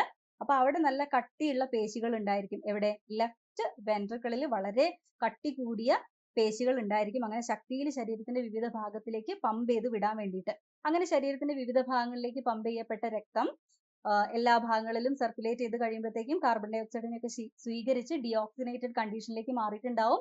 അങ്ങനെ മാറിയ ഡിയോക്സിനേറ്റഡ് അല്ലെങ്കിൽ പ്യൂരിഫൈഡ് അല്ലാത്ത ബ്ലഡിനെ വീണ്ടും ഹൃദയത്തിലേക്ക് എത്തിക്കുന്നത് വിനാക്കാവകളാണ്. സുപ്പീരിയർ വിനാക്കാവയും ഇൻഫീരിയർ വിനാക്കാവയാണ്. സുപ്പീരിയർ വിനാക്കാവിനെ നമ്മൾ ഊർധ്വ മഹാസിര എന്നും ഇൻഫീരിയർ വിനാക്കാവിനെ എന്താ പറയാ, അധോ മഹാസിര എന്നും പറയുന്നു. ഓക്കെ, ഊർധ്വ മഹാസിര ശരീരത്തിന്റെ ഉപരിഭാഗം, അതായത് നമ്മുടെ തല, അതുപോലെ കൈകള്, ഇങ്ങനെയുള്ള ഭാഗങ്ങളിൽ നിന്നൊക്കെയുള്ള അശുദ്ധ രക്തത്തിനെ ഹൃദയത്തിലേക്ക് എത്തിക്കുന്നു. ഏത് അറയിലേക്ക് എത്തിക്കുക? റൈറ്റ് ഓറിക്കിളിലേക്കാണ് എത്തിക്കുക. കൂടാതെ ഇൻഫീരിയർ വിനാക്കാവയാണെങ്കിൽ നമ്മുടെ കാലുകള്, പെൽവിക് ഏരിയ, ഇങ്ങനെയുള്ള ഭാഗങ്ങളിൽ നിന്നൊക്കെ അശുദ്ധ രക്തത്തിനെ ക്യാരി ചെയ്തിട്ട് റൈറ്റ് ഓറിക്കിളിലേക്ക് എത്തിക്കുന്നു. റൈറ്റ് ഓറിക്കിളിൽ എത്തിക്കഴിഞ്ഞാൽ ട്രൈകസ്പിഡ് വാൽവിലൂടെ അത് താഴേക്ക് ഇറങ്ങി റൈറ്റ് വെൻട്രിക്കിളിൽ എത്തുന്നു. നേരെ പിന്നെ പൾമണറി പര്യനത്തിന്റെ ഭാഗമായിട്ട് ശ്വാസകോശത്തിലേക്ക് പോകുന്നു. ഇങ്ങനെയാണ് സർക്കുലേഷൻ നടക്കുന്നത്. അപ്പോൾ ഹൃദയത്തിലൂടെ 2 തവണ പമ്പ് ചെയ്യുമ്പോഴാണ് ഒരു പര്യനം അവസാനിക്കുന്നത്. അതായത് രക്തം ഒരു തവണ പമ്പ് ചെയ്യാൻ വേണ്ടി ഹൃദയത്തിലൂടെ 2 തവണ കടന്നു പോകുന്നു. അതുകൊണ്ടാണ് നമ്മൾ എന്ത് പറയുന്നത്? മനുഷ്യന് ഇരട്ട രക്തപര്യനാണെന്ന് പറയുന്നത്. ഓക്കെ, അപ്പൊ ഇത്രയും കാര്യങ്ങളൊക്കെ ഒന്ന് പെട്ടെന്ന് പറയാൻ ശ്രമിച്ചതാണ്. നിങ്ങൾ ഇതൊക്കെ ഒന്ന് റിവൈസ് ചെയ്യുക. അപ്പൊ ഈ ചോദ്യത്തിന്റെ ആൻസർ പൾമണറി സിരയാണ്. അടുത്ത ചോദ്യം: ഇടത് വെൻട്രിക്കിളിന്റെ കട്ടിയുള്ള പേശി ഭിത്തി പ്രധാനമായും ഒരു പൊരുത്തപ്പെടലാണ്. ഞാൻ ഈ ഒരു കാര്യം നേരത്തെ എക്സ്പ്ലെയിൻ ചെയ്തപ്പോൾ അതിന്റെ കൂടെ പറഞ്ഞിട്ടുണ്ട്. അതായത് ഇടത് വെൻട്രിക്കിളിൽ നിന്നാണ് നമ്മുടെ മഹാധമനി വഴി ശരീരത്തിന്റെ മുഴുവൻ ഭാഗങ്ങളിലേക്കും പമ്പ് ചെയ്യപ്പെടുന്നത്. ഓക്കെ, അപ്പൊ അത്രയും നല്ല പ്രഷറിൽ പോയാൽ മാത്രമേ ശരീരത്തിന്റെ എല്ലാ ഭാഗത്തേക്കും പോകാനുള്ള ഒരു എന്താ പറയാ, ഒരു പ്രഷർ അതിന് കിട്ടുള്ളൂ. അപ്പൊ ആ ഒരു പ്രഷർ കൊടുക്കാൻ വേണ്ടിയിട്ടാണ് അത്രയും കട്ടിയുള്ള പേശികൾ ആ ഒരു ഇടത് വെൻട്രിക്കിളിന്റെ ഭിത്തിയിൽ കാണപ്പെടുന്നത്. അപ്പൊ അതിന് അപ്രോപ്രിയേറ്റ് ആയിട്ടുള്ള ആൻസർ ഏതാണ്? നോക്കാം, വായിച്ചു നോക്കുകയാണെങ്കിൽ നിങ്ങൾക്ക് മനസ്സിലാവും. ഉയർന്ന മർദ്ദത്തിൽ ശരീരത്തിലുടനീളം രക്തം പമ്പ് ചെയ്യാൻ വേണ്ടിയിട്ടുള്ള ഒരു അഡാപ്റ്റേഷൻ ആണ് ഈ ഒരു പേശിയിലെ ഈ ഒരു ഭിത്തിയിൽ കട്ടി കൂടിയ പേശികൾ. ഓക്കെ, അപ്പൊ ഓപ്ഷൻ ബി ആണ് ഈ ചോദ്യത്തിന്റെ ഉത്തരം. നമുക്ക് ധാരാളം ചോദ്യങ്ങൾ പറയാനുള്ളത് കൊണ്ടാണ് സ്പീഡിൽ പോകുന്നത്. അടുത്ത ചോദ്യത്തിലേക്ക് പോവാം. മനുഷ്യരിൽ ഇരട്ട രക്തചംക്രമണത്തിന്റെ സംവിധാനം വിവരിച്ചത് ആരാണ്? ആദ്യമായിട്ട് ഇത് എക്സ്പ്ലെയിൻ ചെയ്തത് വില്യം ഹാർവിയാണ്. Answer option C. അടുത്ത ചോദ്യം: താഴെ പറയുന്നവയിൽ ഏതാണ് ശരിയായി പൊരുത്തപ്പെടുന്നത്? ഏതാണ് കറക്റ്റ് ആയിട്ട് മാച്ച് ചെയ്തിരിക്കുന്നത് നോക്കാം. ഓപ്ഷൻ എ പ്ലേറ്റ്ലെറ്റുകൾ, ഓക്സിജൻ ഗതാഗതം. ഓപ്ഷൻ ബി പ്ലാസ്മ, രക്തം കട്ടപിടിക്കൽ മാത്രം. രക്തം കട്ടപിടിക്കൽ മാത്രം എന്ന് പറയുന്നു, അതുകൊണ്ടാണ് അത് തെറ്റായത്. പ്ലേറ്റ്ലെറ്റിന്റെ പ്രധാനപ്പെട്ട ഫംഗ്ഷൻ എന്താണ്? പ്ലേറ്റ്ലെറ്റുകളുടെ ഏറ്റവും പ്രധാനപ്പെട്ട ഫംഗ്ഷൻ, പ്ലേറ്റ്ലെറ്റുകളുടെ ഏറ്റവും പ്രധാനപ്പെട്ട ഫംഗ്ഷൻ ബ്ലഡ് ക്ലോട്ടിംഗ് അല്ലെ? പ്ലേറ്റ്ലെറ്റുകൾ ബ്ലഡ് ക്ലോട്ടിങ്ങിന് വേണ്ടിയിട്ടാണ് സഹായിക്കുന്നത്. പ്ലാസ്മ സഹായിക്കുന്നത്, പ്ലാസ്മ എന്ന് പറയുമ്പോൾ ബ്ലഡിലെ സൊല്യൂബിൾ പാർട്ടാണ്, അതായത് വാട്ടർ കണ്ടന്റിനെയാണ് നമ്മൾ പ്ലാസ്മ എന്ന് പറയുന്നത്. 90 മുതൽ 92% വരെ ബ്ലഡിൽ പ്ലാസ്മയാണ് അടങ്ങിയിരിക്കുന്നത്. അപ്പൊ ഡിസോൾവ് ആയിട്ടുള്ള ന്യൂട്രിയൻസ്, വേസ്റ്റ് മെറ്റീരിയൽസ്, ഹോർമോൺസ്, പിന്നെ ധാരാളം പ്രോട്ടീൻസ് ഉണ്ട്, ഫൈബ്രിനോജൻ, ആൽബുമിൻ, ഗ്ലോബിൻ പോലെയുള്ള ധാരാളം പ്രോട്ടീൻസും ഒക്കെ അടങ്ങിയിട്ടുണ്ട്. അതേപോലെ രക്തം കട്ടപിടിക്കാനുള്ള ഫാക്ടേഴ്സ്, അങ്ങനെ കുറേ കാര്യങ്ങൾ അടങ്ങിയിട്ടുണ്ട് പ്ലാസ്മയിൽ. പക്ഷെ ഇവിടെ രക്തം കട്ടപിടിക്കൽ മാത്രം എന്ന് എഴുതിയതുകൊണ്ട് ഇത് തെറ്റാണ്. അതുപോലെ പ്ലേറ്റ്ലെറ്റുകൾ രക്തം കട്ടപിടിക്കാനാണ് സഹായിക്കുന്നത്. ഇവിടെ ഓക്സിജൻ ഗതാഗതം എന്ന് എഴുതിയതുകൊണ്ട് ഇത് തെറ്റാണ്. ഓക്സിജൻ ഗതാഗതത്തിന് സഹായിക്കുന്നത് ഏതാണ്? ചുവന്ന രക്താണുക്കളാണ്. ചുവന്ന രക്താണുക്കളിലെ ഹീമോഗ്ലോബിൻ ആണ് അതിന് സഹായിക്കുന്നത്. ഓക്സിജൻ ഗതാഗതത്തിനുള്ള ഹീമോഗ്ലോബിൻ അടങ്ങിയിരിക്കുന്നത് ചുവന്ന രക്താണുക്കളിൽ നിന്ന് ആയതുകൊണ്ട് ഓപ്ഷൻ സി കറക്റ്റ് ആണെന്ന് മനസ്സിലായി. വെളുത്ത രക്താണുക്കളുടെ ഫംഗ്ഷൻ എന്താണ്? നമ്മുടെ ഡിഫെൻസീവ് ആയിട്ടുള്ള ഇമ്മ്യൂണിറ്റി പ്രൊവൈഡ് ചെയ്യുന്നത് വെളുത്ത രക്താണുക്കൾ അല്ലെങ്കിൽ WBG ആണ്, വൈറ്റ് ബ്ലഡ് കോർപ്പസൽസ് ആണ്. അപ്പൊ കാർബൺ ഡൈ ഓക്സൈഡ് ഗതാഗതം എന്ന് ഇവിടെ എഴുതിയിരിക്കുന്നു നമ്മുടെ കൺഫ്യൂഷൻ ആക്കാൻ വേണ്ടിയിട്ട്. ചുവന്ന രക്താണുക്കൾക്ക് ഓക്സിജനും വെളുത്ത രക്താണുക്കൾക്ക് കാർബൺ ഡൈ ഓക്സൈഡ് എന്ന് വെറുതെ തന്നിരിക്കുകയാണ്. അപ്പൊ ഫംഗ്ഷൻസ് ഒക്കെ ഇമ്പോർട്ടന്റ് ആണ്. ഇപ്പൊ ഞാൻ പറഞ്ഞ എല്ലാ ഫംഗ്ഷൻസും നിങ്ങൾക്ക് ഓൾറെഡി അറിയണ്ടാവും എനിക്ക് തോന്നുന്നു, എന്നാലും നന്നായിട്ടൊന്ന് റിവൈസ് ചെയ്ത് മനസ്സിൽ ഉറപ്പിച്ച് വെക്കാം. അപ്പൊ ഈ ചോദ്യത്തിന്റെ ഉത്തരം ഓപ്ഷൻ സി ആണ്. അടുത്ത ചോദ്യം, അതിരോസ്ക്ലിറോസിന് കാരണമാകുന്നത്. അതിരോസ്ക്ലിറോസിസ് എന്ന് പറയുമ്പോൾ എന്താണ്? നമ്മുടെ രക്തക്കുഴലുകളിൽ കൊഴുപ്പ് അടിഞ്ഞുകൂടി അതിന്റെ ഉൾവ്യാസം കുറഞ്ഞു കുറഞ്ഞു വന്നിട്ട് രക്തം ഒഴുകുന്ന സമയത്ത് തടസ്സം ഉണ്ടാവുകയും BP കൂടാൻ കാരണമാവുകയും ചെയ്യും. സുഗമമായിട്ടുള്ള രക്തപ്രവാഹത്തിന് തടസ്സം സൃഷ്ടിക്കുന്ന സമയത്ത് പ്രഷർ കൂടി വരും. ആ ഒരു അവസ്ഥയാണ് നമ്മൾ അതിരോസ്ക്ലിറോസിസ് എന്ന് പറയുന്നത്. അതിരോസ്ക്ലിറോസിന്റെ ഏറ്റവും സിവിയർ ആവുന്ന സമയത്ത് ബ്രേക്കേജിനൊക്കെ കാരണമാവും, ഹെമറേജിലേക്ക് അത് നയിക്കാനൊക്കെ കാരണമാവും. അപ്പൊ അതിരോസ്ക്ലിറോസിന് കാരണമാകുന്നത് എന്തെന്നാണ് 30ാമത്തെ ചോദ്യത്തിലുള്ളത്. ഓപ്ഷൻസിൽ എന്തൊക്കെയാണുള്ളത് നോക്കാം. മ്യൂക്കസ് മൂലം ശ്വാസനാളത്തിൽ തടസ്സമുണ്ടാകുന്നത്, ധമനികളുടെ ഭിത്തികളിൽ കൊഴുപ്പ് അടിഞ്ഞുകൂടുന്നത്, ചുവന്ന രക്താണുക്കളുടെ എണ്ണത്തിൽ കുറവ്, രക്തം കട്ടപിടിക്കുന്ന ഘടകങ്ങളുടെ കുറവ്. അപ്പൊ ധമനികളുടെ ഭിത്തിയിൽ കൊഴുപ്പ് അടിഞ്ഞുകൂടുന്നത് എന്നുള്ളതാണ് ആൻസർ ആയിട്ട് വരുന്നത്. അടുത്ത ഭാഗം എക്സ്ക്രീഷൻ എന്നുള്ള പോർഷൻ ആണ്. ഇവിടെ നിന്നുള്ള ചോദ്യങ്ങൾ നോക്കാം. താഴെ പറയുന്നവയിൽ ഏതാണ് മനുഷ്യർ പുറന്തള്ളുന്ന പ്രധാന നൈട്രജൻ മാലിന്യം? മനുഷ്യൻ യൂറിയോടെലിക് ആയിട്ടുള്ള ഒരു അനിമൽ ആണ്. അതുകൊണ്ട് തന്നെ മനുഷ്യൻ എന്താണ് പുറന്തള്ളുക? യൂറിയയാണ് മനുഷ്യൻ പുറന്തള്ളുന്നത്. ഓക്കെ, യൂറിക് ആസിഡ് പുറന്തള്ളുന്ന അനിമൽസിനെ നമ്മൾ യൂറിക്കോടെലിക് എന്നാണ് പറയുക. യൂറിക്കോടെലിക് ആയിട്ടുള്ള അനിമൽസ് ആണ് ബേർഡ്സ്, റെപ്റ്റൈൽസ് ആൻഡ് ഇൻസെക്ട്സ് ഒക്കെ യൂറിക്കോടെലിക് ആണ്. യൂറിക് ആസിഡ് ആണ് അവര് മാലിന്യമായിട്ട് പുറന്തള്ളുന്നത്. ഇനി അമോണിയ പുറന്തള്ളുന്നത് അക്വാട്ടിക് ആയിട്ടുള്ള ബോണി ഫിഷസ് ഒക്കെയാണ് അമോണിയ പുറന്തള്ളുന്നത്. അമോണോടെലിക് ആയിട്ടുള്ള ഓർഗാനിസംസ് എന്നാണ് അതിനെ പറയുക. മനുഷ്യൻ പുറന്തള്ളുന്നത് യൂറിയയാണ്. ഓക്കെ, അപ്പോ ആൻസർ ആയിട്ട് വരിക ഓപ്ഷൻ സി ആണ്. അടുത്ത ചോദ്യം 32. മൂത്രം രൂപപ്പെടുത്തുന്നതിന് ഉത്തരവാദിയായ മനുഷ്യവൃക്കയുടെ പ്രവർത്തന യൂണിറ്റ്, അതായത് കിഡ്നിയുടെ ഫണ്ടമെന്റൽ ഫങ്ഷണൽ യൂണിറ്റ് ഏതാണെന്നാണ് ക്വസ്റ്റ്യൻ. ആൻസർ എന്താണ്? നെഫ്രോൺസ്. ഓപ്ഷൻ ബി ആയിട്ടുള്ള നെഫ്രോൺസ് ആണ് കറക്റ്റ് ആൻസർ. അൽവിയോളസ് എവിടെയാണ്? ശ്വാസകോശത്തിലാണുള്ളത്. ന്യൂറോൺസ് എവിടെയാണ്? ബ്രെയിനിലാണ്. ഗ്ലോമറുലസ് എവിടെയാണ്? നമുക്കറിയാം നെഫ്രോൺസിന്റെ ഒരു ബോമൻസ് ക്യാപ്സൂളിന്റെ അകത്തുള്ള ആ ഒരു ഭാഗമാണ് ഗ്ലോമറുലസ്. ഗ്ലോമറുലാർ ഫിൽട്രേറ്റ് ഒക്കെ ഇവിടെ വെച്ചിട്ടാണ് രൂപപ്പെടുന്നത്. അടുത്ത ചോദ്യം, മനുഷ്യരിൽ യൂറിയ രൂപപ്പെടുന്നതിന് പ്രധാനമായും കാരണമാകുന്ന അവയവം ഏതാണ്? പെട്ടെന്ന് കണ്ണും പൂട്ടി എല്ലാവരും കൊണ്ടുപോയി വൃക്ക മാർക്ക് ചെയ്യും. പക്ഷെ വൃക്കയിലല്ല യൂറിയ ഫോം ചെയ്യുന്നത്.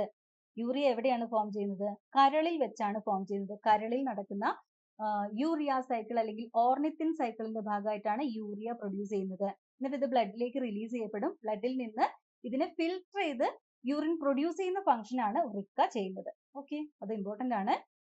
അപ്പൊ ആൻസർ ഓപ്ഷൻ ബി. 34ാമത്തെ ചോദ്യം നോക്കാം. മനുഷ്യരിൽ മൂത്രപ്രവാഹത്തിന്റെ ശരിയായ ക്രമത്തിൽ താഴെ പറയുന്നവ ക്രമീകരിക്കുക. അപ്പൊ ഈ ഒരു ഓപ്ഷനിൽ തന്നിരിക്കുന്ന കാര്യങ്ങൾ ഇങ്ങനെ വായിക്കുകയാണെങ്കിൽ പെട്ടെന്ന് കൺഫ്യൂഷൻ ആവാനുള്ള സാധ്യത ഉണ്ട്. അപ്പൊ അതുകൊണ്ട് ഞാൻ ജസ്റ്റ് അതിന്റെ സ്ട്രക്ചർ ഒന്ന് എക്സ്പ്ലെയിൻ ചെയ്യാം. നമുക്ക് നമ്മുടെ ഈ ഒരു മൂത്രപ്രവാഹത്തിന്റെ ആ ഒരു സിസ്റ്റത്തിലേക്ക് നോക്കുകയാണെങ്കിൽ, എക്സ്ക്രീറ്ററി സിസ്റ്റത്തിലേക്ക് നോക്കുകയാണെങ്കിൽ നമുക്ക് ഏറ്റവും മുകളിലായിട്ട് 2 കിഡ്നി കാണാൻ സാധിക്കും. എ പെയർ ഓഫ് കിഡ്നി അല്ലെ. ആ 2 കിഡ്നിയിൽ നിന്നും ഓരോ മൂത്രവാഹിനി കുഴലുകൾ ഉത്ഭവിക്കുന്നതായിട്ട് കാണാൻ സാധിക്കും. ഈ 2 മൂത്രവാഹിനി കുഴലുകളും കൂടി വന്നു ചേരുന്നത് ഒരു കോമൺ ആയിട്ടുള്ള ഒരു സിംഗിൾ മൂത്രസഞ്ചിയിലേക്കാണ്. മൂത്രസഞ്ചിയിൽ നിന്ന് മൂത്രം പുറന്തള്ളുന്ന ഒരു മൂത്രനാളിയാണ് മനുഷ്യന്റെ ശരീരത്തിൽ ഉള്ളത്. അപ്പൊ കറക്റ്റ് ആയിട്ട് ഇത് ഓർഡറിൽ തന്നിരിക്കുന്നത് വൃക്ക, മൂത്രവാഹിനി കുഴൽ, മൂത്രസഞ്ചി ആൻഡ് മൂത്രനാളി. ഓപ്ഷൻ ബി ആണ് ഇവിടെ കറക്റ്റ് ആൻസർ ആയിട്ട് വരുന്നത്. ഇനി 35ാമത്തെ ചോദ്യം നോക്കാം. താഴെ പറയുന്നവയിൽ ഏതാണ് ശരിയായി പൊരുത്തപ്പെടുന്നത്? ശ്വാസകോശം,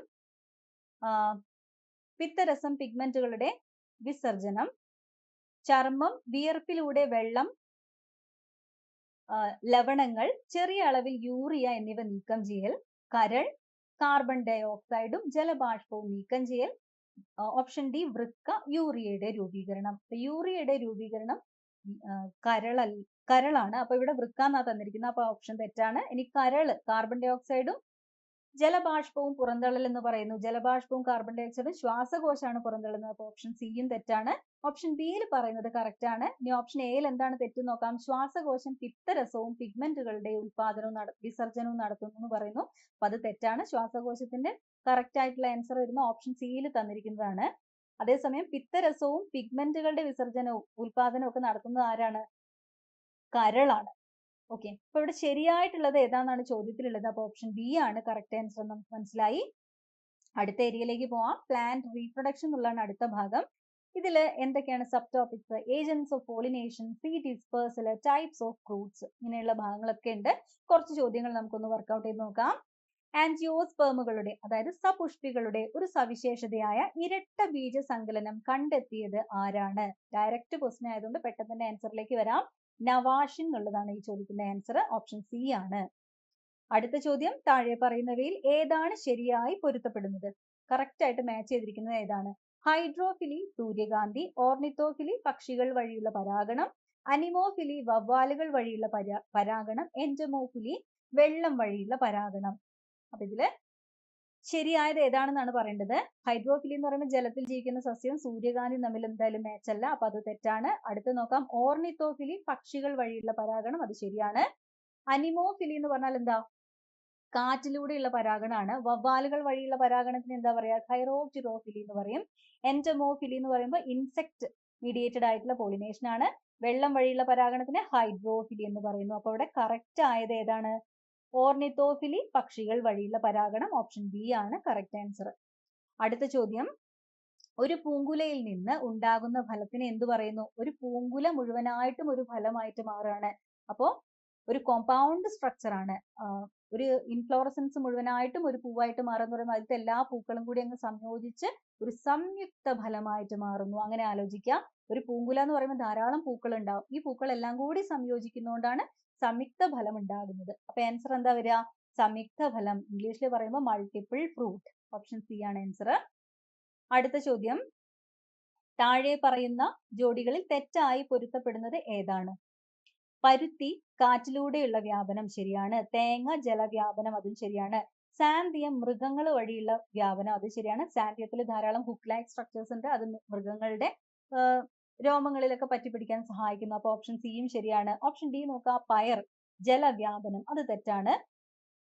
പയർ സാധാരണ പോഡാണ് ഉണ്ടാക്കുന്നത്. അപ്പൊ പോഡ് എക്സ്പ്ലോസീവ് മെക്കാനിസം വഴിയാണ് സീഡ് ഡിസ്പേഴ്സൽ നടത്തുന്നത്. അപ്പൊ ആൻസർ അത് തെറ്റാണ്. സോറി, ഓപ്ഷൻ ഡി ആണ് കറക്റ്റ് ആൻസർ ആയിട്ട് വരിക. അടുത്ത ചോദ്യം, ബീജസങ്കലനം ഇല്ലാതെ വളരുന്ന ഒരു ഫലത്തെ ഡാഷ് എന്നറിയപ്പെടുന്നു അല്ലെ.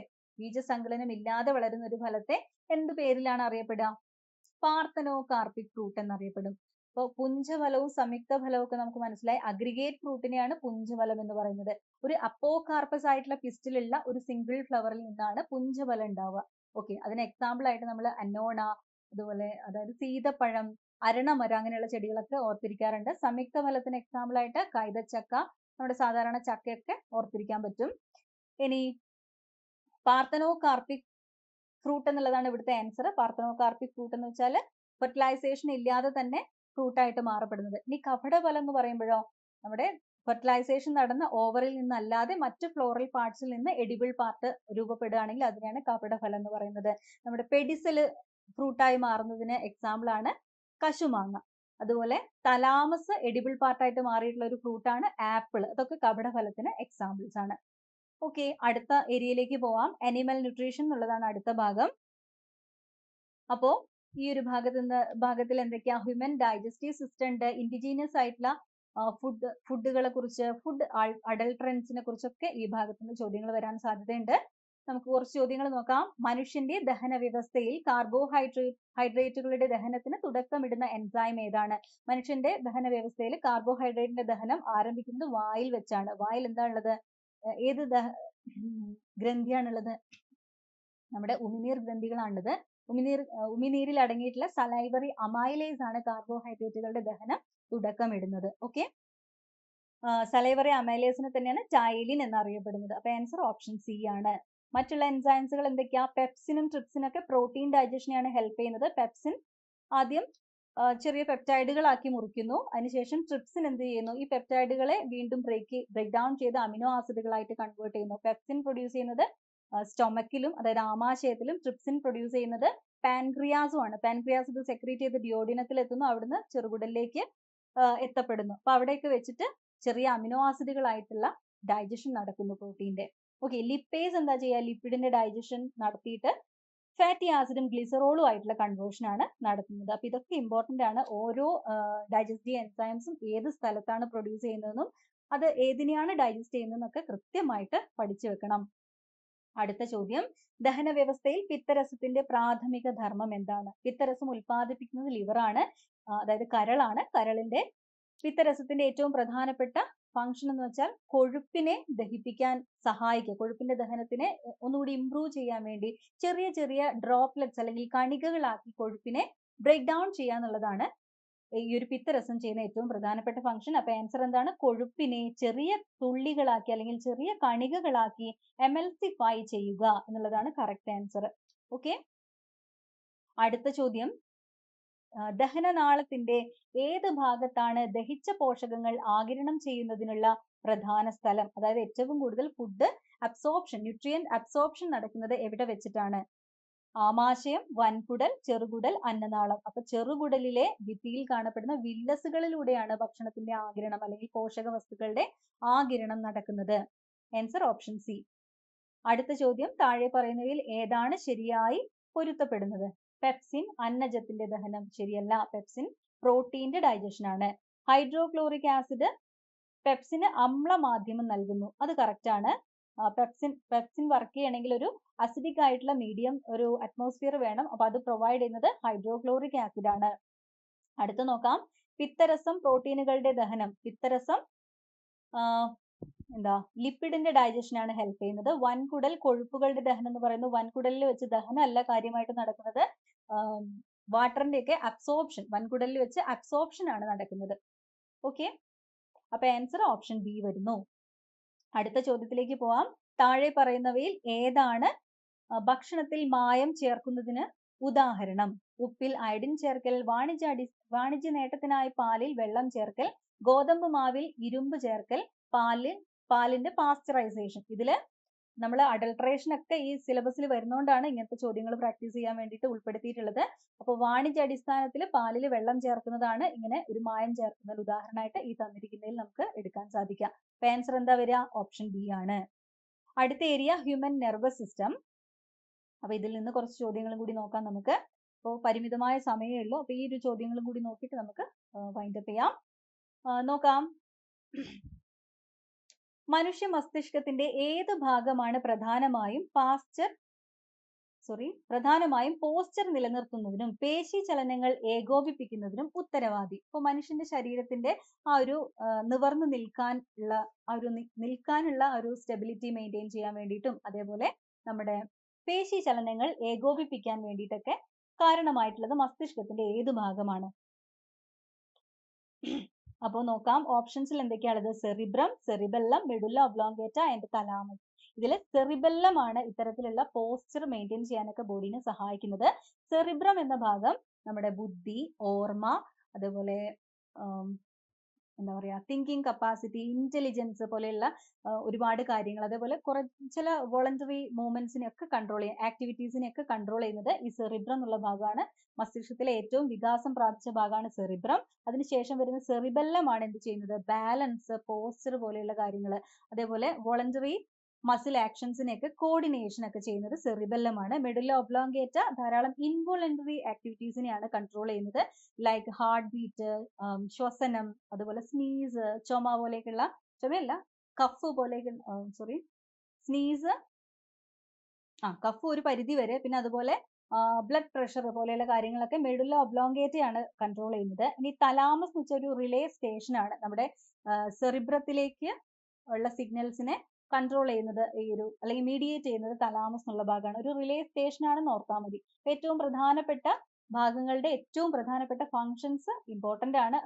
അതുകൊണ്ടാണ് ഇങ്ങനെ ഒരു ചോദ്യം നമ്മളിപ്പോൾ വർക്ക്ഔട്ട് ചെയ്തത്. ഈ ചോദ്യത്തിന് അനുബന്ധമായിട്ട് ഞാൻ പറഞ്ഞ എല്ലാ കാര്യങ്ങളും ബൈഹാർട്ട് ചെയ്ത് പഠിച്ചു വെക്കാം. ആൻസർ എന്താണ്, സെറിബെല്ലാണ്.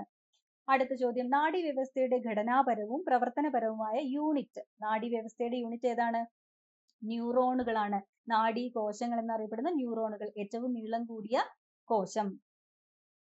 ഓക്കെ, അടുത്ത ചോദ്യം, താഴെ പറയുന്നവയിൽ ഏതാണ് പ്രധാനമായും മെഡുല്ല ഒബ്ലോങ്കേറ്റ നിയന്ത്രിക്കുന്ന ഒരു അനിയന്ത്രിത പ്രവർത്തനം? മെഡുല്ല ഒബ്ലോങ്കേറ്റ നിയന്ത്രിക്കുന്ന ഏറ്റവും പ്രധാനപ്പെട്ട അനിയന്ത്രിത പ്രവർത്തനമാണ് ഹൃദയമിടിപ്പും ശ്വസനവും. ഓക്കെ, അപ്പൊ അത് പ്രധാനപ്പെട്ട ഒരു പോയിന്റ് ആണ്, ഓർത്തിരിക്കുക. ഹൃദയമിടിപ്പും ശ്വസനവും കൺട്രോൾ ചെയ്യുന്നത് ആരാണ്, ഹാർട്ട് ബീറ്റും അതുപോലെ റെസ്പിറേഷനും കൺട്രോൾ ചെയ്യുന്നത് നമ്മുടെ മെഡുല്ല ഒബ്ലോങ്കേറ്റയാണ്.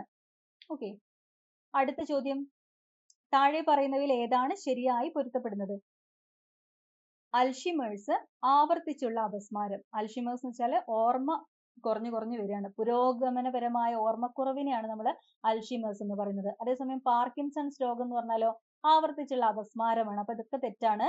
അടുത്തത് മെനിഞ്ചൈറ്റിസ്, മെനിഞ്ചുകളുടെ വീക്കം. മെനിഞ്ചസ് എന്ന് പറഞ്ഞാൽ എന്താണ്, മെനിഞ്ചസ് നമ്മുടെ ബ്രെയിനിനെയും സ്പൈനൽ കോഡിനെയും പൊതിഞ്ഞുകൊണ്ട് മെനിഞ്ചസ് എന്നുള്ള ഒരു ആവരണം ഉണ്ട്. ഇതിന്റെ ഇടയിലൂടെയാണ് സെറിബ്രോ സ്പൈനൽ ഫ്ലൂയിഡ് ഉള്ളത് അല്ലെ. അപ്പൊ ഈ മെനിഞ്ചസിന്റെ വീക്കത്തിനാണ് മെനിഞ്ചൈറ്റിസ് എന്ന് പറയുന്നത്. ഓപ്ഷൻ സി ആണ് കറക്റ്റ് ആൻസർ.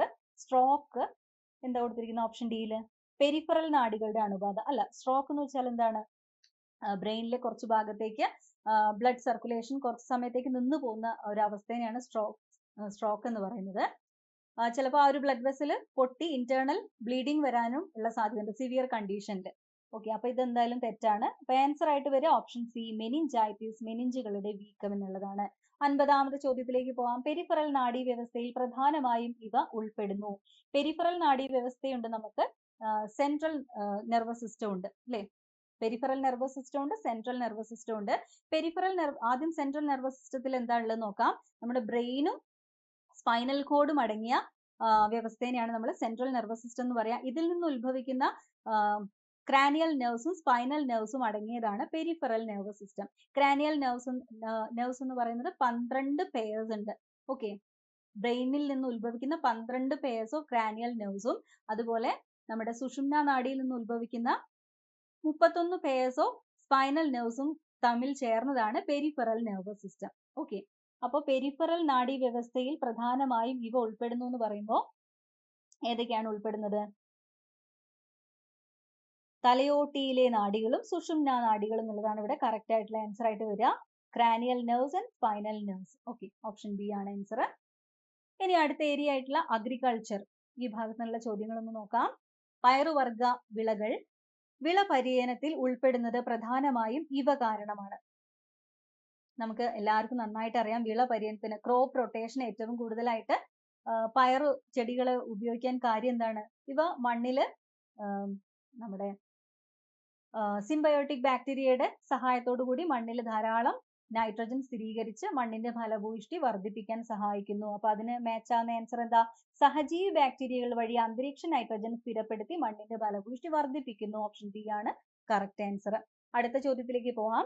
പയർവർഗ സസ്യങ്ങളുടെ വേരിലെ മുഴകൾ കാണപ്പെടുന്ന പിങ്ക് പിഗ്മെന്റ് എന്താണ്? പിങ്ക് പിഗ്മെന്റിന്റെ പേരാണ് ലെഗ് ഹീമോഗ്ലോബിൻ. റെഡ് അല്ലെങ്കിൽ പിങ്ക് കളറിൽ കാണപ്പെടുന്ന ലെഗ് ഹീമോഗ്ലോബിൻ എന്തിനുള്ള കപ്പാസിറ്റി ഉണ്ട്? ഓക്സിജനെ സ്കാവെഞ്ച് ചെയ്യാൻ, ഓക്സിജനെ ട്രാപ്പ് ചെയ്യാനുള്ള എബിലിറ്റി ഉണ്ട്. ഓക്സിജനെ അങ്ങനെ ട്രാപ്പ് ചെയ്യുന്നതുകൊണ്ട് എന്താണ് ഗുണം? ഈ പ്ലാന്റില് ബയോളജിക്കൽ നൈട്രോജൻ ഫിക്സേഷൻ നടത്തുന്ന എൻസൈം ആയിട്ടുള്ള നൈട്രോജനേസ് എൻസൈം ഉണ്ട്. ഈ നൈട്രോജനേസ് എൻസൈമിന് വർക്ക് ചെയ്യണമെങ്കിൽ ഓക്സിജൻ കുറഞ്ഞ അന്തരീക്ഷം കിട്ടണം. അങ്ങനെ ഓക്സിജൻ കുറഞ്ഞ അന്തരീക്ഷം പ്രൊവൈഡ് ചെയ്യാൻ വേണ്ടിയിട്ടാണ് ഇങ്ങനെ ഓക്സിജനെ സ്കാവൻ ചെയ്യുന്ന ലെഗ് ഹീമോഗ്ലോബിൻ വർക്ക് ചെയ്യുന്നത്. അപ്പൊ ആൻസർ കിട്ടിയല്ലോ. 57ാമത്തെ ചോദ്യത്തിന് answer option B, leg haemoglobin.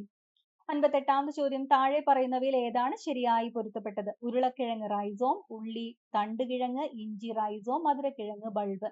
ഇതിൽ ശരിയായിട്ട് മാച്ച് ചെയ്തിരിക്കുന്നത് ഇഞ്ചി റൈസോം ആണ്. നമ്മുടെ underground stem modification for storage ആ ഒരു കാര്യം, അതിൽ 4 മോഡിഫിക്കേഷൻ നമ്മൾ പഠിക്കുന്നുണ്ട്. ഏതൊക്കെയാ? Bulb, rhizome, corm, tuber. അത് 4 ഇമ്പോർട്ടന്റ് ആണ്. അതേപോലെ റൂട്ട് മോഡിഫിക്കേഷൻസ് ഒക്കെ ഇമ്പോർട്ടന്റ് ആണ്. അതൊക്കെ ഒന്ന് റിവൈസ് ചെയ്ത് പഠിക്കുക. അപ്പൊ അത് നന്നായിട്ട് അറിയാവുന്നവർക്ക് സിമ്പിൾ ആയിട്ട് ഇതിന്റെ ആൻസറിലേക്ക് എത്താൻ പറ്റും. ഇഞ്ചി റൈസോം എന്നുള്ളതാണ് ഇവിടെ കറക്റ്റ് ആയിട്ട് മാച്ച് ചെയ്തിരിക്കുന്നത്. അടുത്ത ചോദ്യം നോക്കാം. സസ്യകല കൾച്ചർ അതായത് പ്ലാന്റ് ടിഷ്യൂ കൾച്ചർ ഏത് തത്വത്തെ അടിസ്ഥാനമാക്കിയാണ് വർക്ക് ചെയ്യുന്നത്? ഓസ്മോസിസ്, ടോട്ടിപൊട്ടൻസി, ഹെറ്ററോസിസ്, സങ്കരണം. അതിലെ ആൻസർ എന്താണ്? ടോട്ടിപൊട്ടൻസി. ഒരു സിംഗിൾ കോശത്തിൽ നിന്ന് ഒരു ഒറ്റ കോശത്തിന് ഒരു പൂർണ്ണമായ സസ്യത്തിന് രൂപപ്പെടുത്താനുള്ള കഴിവിനെയാണ് നമ്മൾ ടോട്ടിപൊട്ടൻസി എന്ന് പറയുന്നത്. ഓക്കെ, അപ്പൊ അതാണ് ആ ചോദ്യത്തിന്റെ ആൻസർ. അടുത്ത ചോദ്യം, മൈക്കോറൈസ സസ്യങ്ങൾക്ക് ഗുണം ചെയ്യുന്നത് പ്രധാനമായും ഇതുകൊണ്ടാണ്. മൈക്കോറൈസ പ്ലാന്റ്സിന് എന്ത് ബെനിഫിറ്റ് ആണ് പ്രൊവൈഡ് ചെയ്യുന്നത്? ഇലകളിൽ നൈട്രജൻ സ്ഥിരീകരണം വർദ്ധിപ്പിക്കുന്നു, മണ്ണിൽ നിന്നുള്ള ഫോസ്ഫറസ് ആഗിരണം മെച്ചപ്പെടുത്തുന്നു, പൂക്കളിൽ വളർച്ചാ ഹോർമോണുകൾ ഉൽപ്പാദിപ്പിക്കുന്നു, അന്തരീക്ഷ നൈട്രജനെ അമോണിയയാക്കി മാറ്റുന്നു. അപ്പൊ ഇതിന് കറക്റ്റ് ആൻസർ എന്താണ്? മണ്ണിൽ നിന്നുള്ള ഫോസ്ഫറസിന്റെ ആഗിരണം മെച്ചപ്പെടുത്തുന്നു. ഓക്കെ, അപ്പൊ മണ്ണിൽ നിന്ന് ഫോസ്ഫേറ്റ് അമ്ലത്തിനെ നന്നായി വലിച്ചെടുക്കാൻ സഹായിക്കുന്ന സ്ട്രക്ചേഴ്സ് ആണ് മൈക്കോറൈസ. ഓക്കെ, സസ്യങ്ങളുടെ വേരുകളിൽ കാണപ്പെടുന്ന മൈക്കോറൈസൽ അസോസിയേഷൻസ് ഫോസ്ഫേറ്റ് അമ്ലങ്ങളെ ആഗിരണം ചെയ്യുന്നതിനാണ് പ്ലാന്റിനെ സഹായിക്കുന്നത്. അപ്പൊ എക്സാം ഓറിയന്റഡ് ആയിട്ട് ഏറ്റവും പ്രധാനപ്പെട്ട ചോദ്യങ്ങളാണ് നമ്മൾ ഈ ഒരു സെഷനിൽ കണ്ടത്. അപ്പൊ ഏറ്റവും അവസാന ഘട്ടത്തിലെ പ്രിപ്പറേഷന് വേണ്ടിയിട്ട് ഈ ചോദ്യങ്ങൾ നിങ്ങൾക്ക് ഉപകാരപ്പെട്ടിട്ടുണ്ടാവുമെന്ന് കരുതുന്നു. എക്സാമിന് അപ്പിയർ ചെയ്യുന്ന എല്ലാ ഉദ്യോഗാർത്ഥികൾക്കും ആത്മാർത്ഥമായ വിജയാശംസകൾ നേരുന്നു. Thank you.